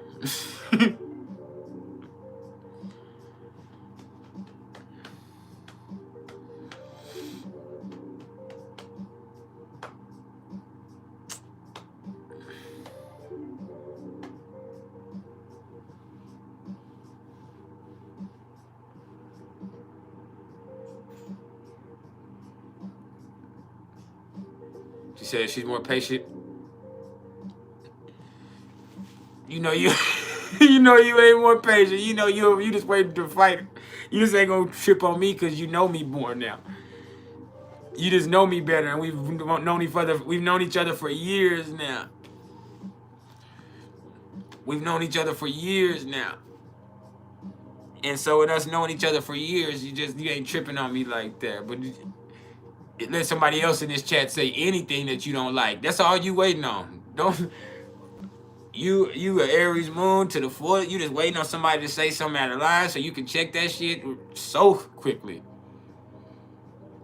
Sometimes you don't feel like your day is complete if you don't check some shit. Like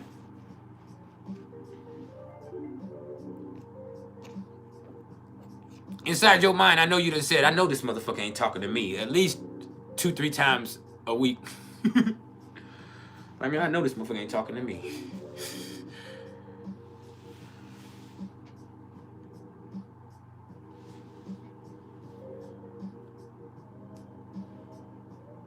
Yeah.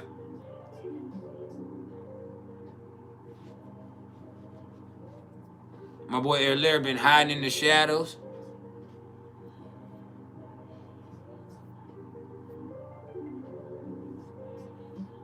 Nah, Erlair player. First of all, Erlair ain't... You see how he ain't really comment on that? I'm gonna tell you something about Erlair. Erlair been here for a long time. He been a part of this Vibe Tribe for a long time. Even if he is a part of the soul group, because you can be a part of whatever you want to be a part of. I love Dolo and whatever he has going on, no matter what. I think about what he says or anything. You know what I'm saying? Like, I respect everybody on this platform. But I just be giving people a hard time. They know that. I be there sometimes. For me to know that they be there, I have to be there sometimes. You get what I mean? I've been spotted. I go donate a couple dollars and I dip out. Anyway, that's just how you do it. That's how you show respect. Anytime I see any astrologer live here on YouTube or I catch him with some new content, I'm going to go watch it. I'm going to go donate some money, give him some money because I need that love back coming back to me. And so I'm going to donate that money and I'm going to just, you know, show nothing but respect. Even if I feel like it's something that I know already or something that I don't necessarily agree with. Because I am learning how to, with Pluto opposite my Mercury and Leo in my 10th house, I'm learning to be more diplomatic and I'm learning to just be willing to help everybody instead of trying to make myself look a certain type of way. But what's up, Tina Clara Marie? But yeah, overall, like I've just really changed in the way that I approached my mindset, because everything, once again with me, everything is, I have to learn everything's not a competition. Like, and there's some guys that I be competing with my mind that ain't competing with me that I can't compete with. You get what I'm saying? Like like at the end of the day, like I can't compete with this motherfucker. And like so, and that shit. And so that competition only exists in my mind because that person isn't even aware of my existence.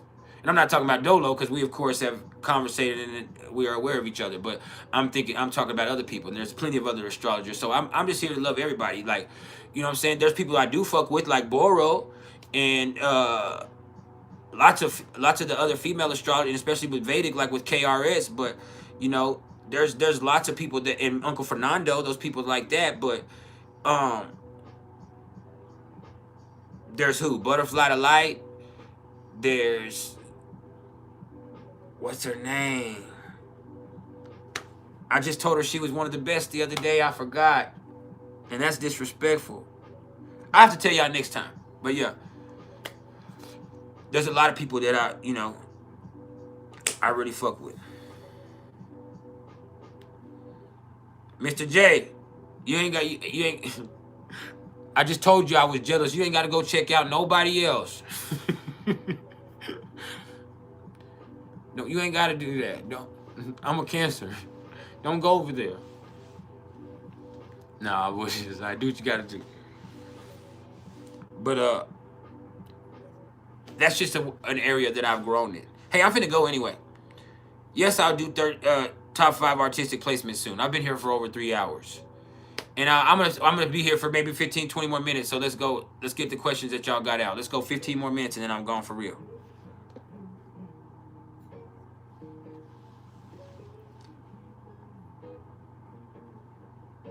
$15 more minutes. I've been here for over 3.5 hours.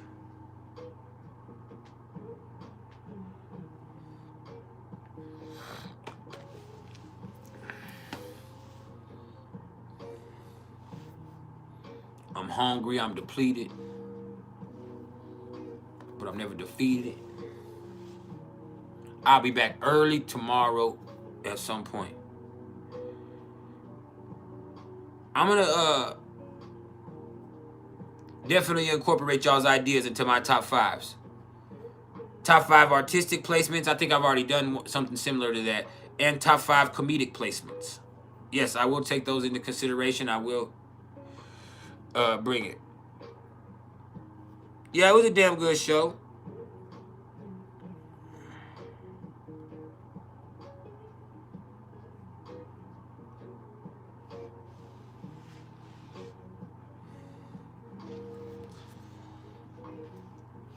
It was a pretty good go.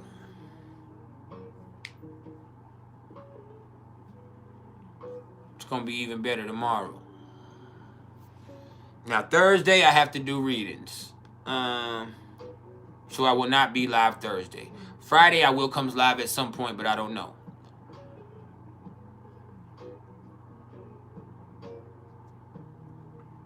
We will come with the top 5.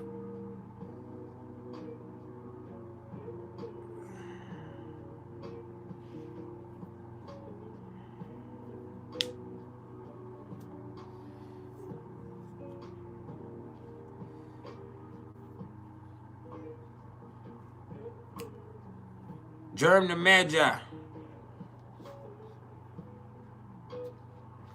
You said, can you make money without trying, like a scratch off with Venus and Scorpio on the 9th? What I would do is send the money to me, and I'll help you find ways to make money instead of wasting it on a scratch off, because that's like a once in a 1 in 6 possibility. I can tell you a lot of ways to make money, so just send the money to me if you want to fuck it off. Germ.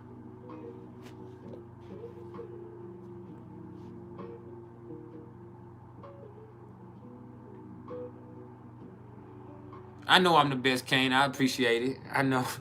Everybody's great at what they do in their avenue, but when it comes to the knowledge, I do provide a certain.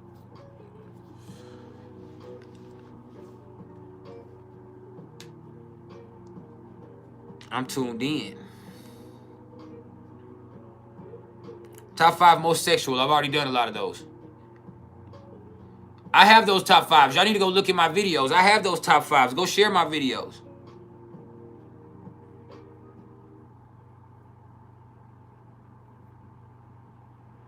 What do you mean, 13 Moon Lily, as far as best transit for beginning as a freelancer? What do you mean? Reflection, you said your Scorpio Mars squares her Aquarius Moon. Yeah. You're too controlling and possessive. She wants to be free, nigga. Excuse me, I shouldn't even said that. And I got to get it past that, too, saying the N-word. Because that's like a habit. It's not anything derogatory, but it's a habit like that's I've outworn or outgrown.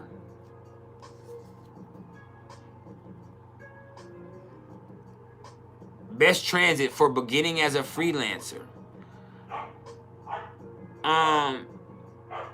Neptune and sextiles to Venus, or Neptune, you know, in a good aspect with Venus would make awesome for or anytime Neptune is coming in that way, because that's like the ultimate in passive creativity.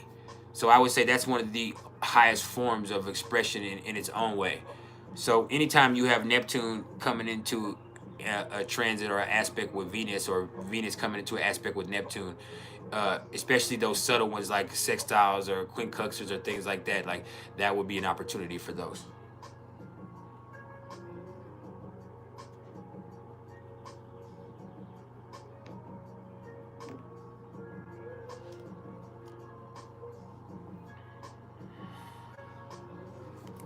Valor, you said with Lilith transiting your 8th house, is that why you feel like ghost hunting? Yep.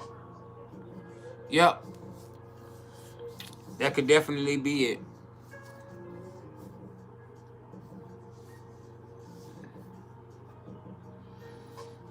Ooh, it looks like I gained my weight back. I just noticed, yeah, I got my weight back on, didn't I? Yeah. Quickly, didn't I?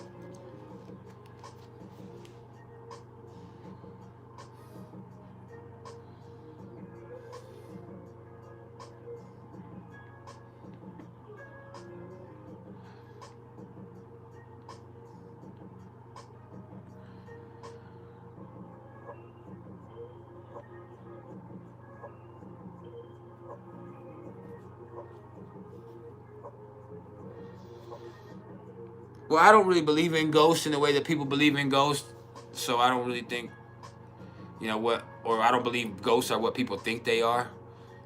Because my kids saw something that was like a ghost or like a rip in the fabric one time, and all of my kids saw it, not me. And they were kids, they couldn't have made up what they saw. Like it was something that was, like they said they just saw somebody behind our house just like walking like up some steps, but there weren't no steps there, and it was just somebody, and then they just like disappeared. You get what I mean? Like, and they were like, man, we saw it. All of the kids screamed and saw it and came in and like, man, we just saw like a man, he walked up some steps that weren't even there, and they disappeared like behind our house.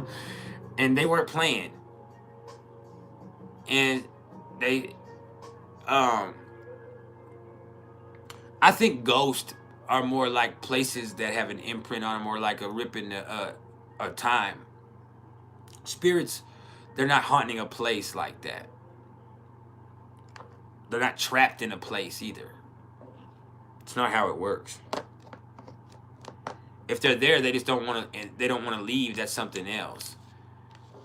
If there's an energy somewhere that it feels connected to where it doesn't want to leave, like that's something else. But I doubt that's something that's not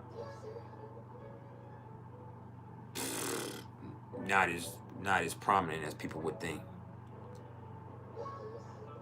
A shadow person is something else. Like having a spirit behind you, or having a spirit around you, or having, that's something else. Like I believe I deal with that. Like that's something you're gonna have.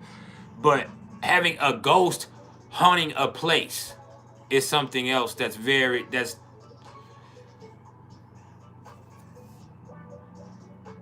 yes, mutual reception is significant.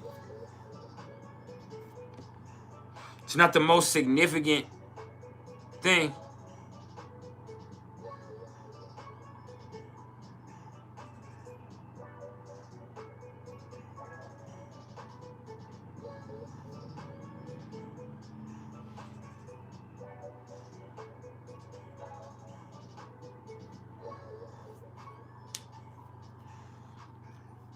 But yeah.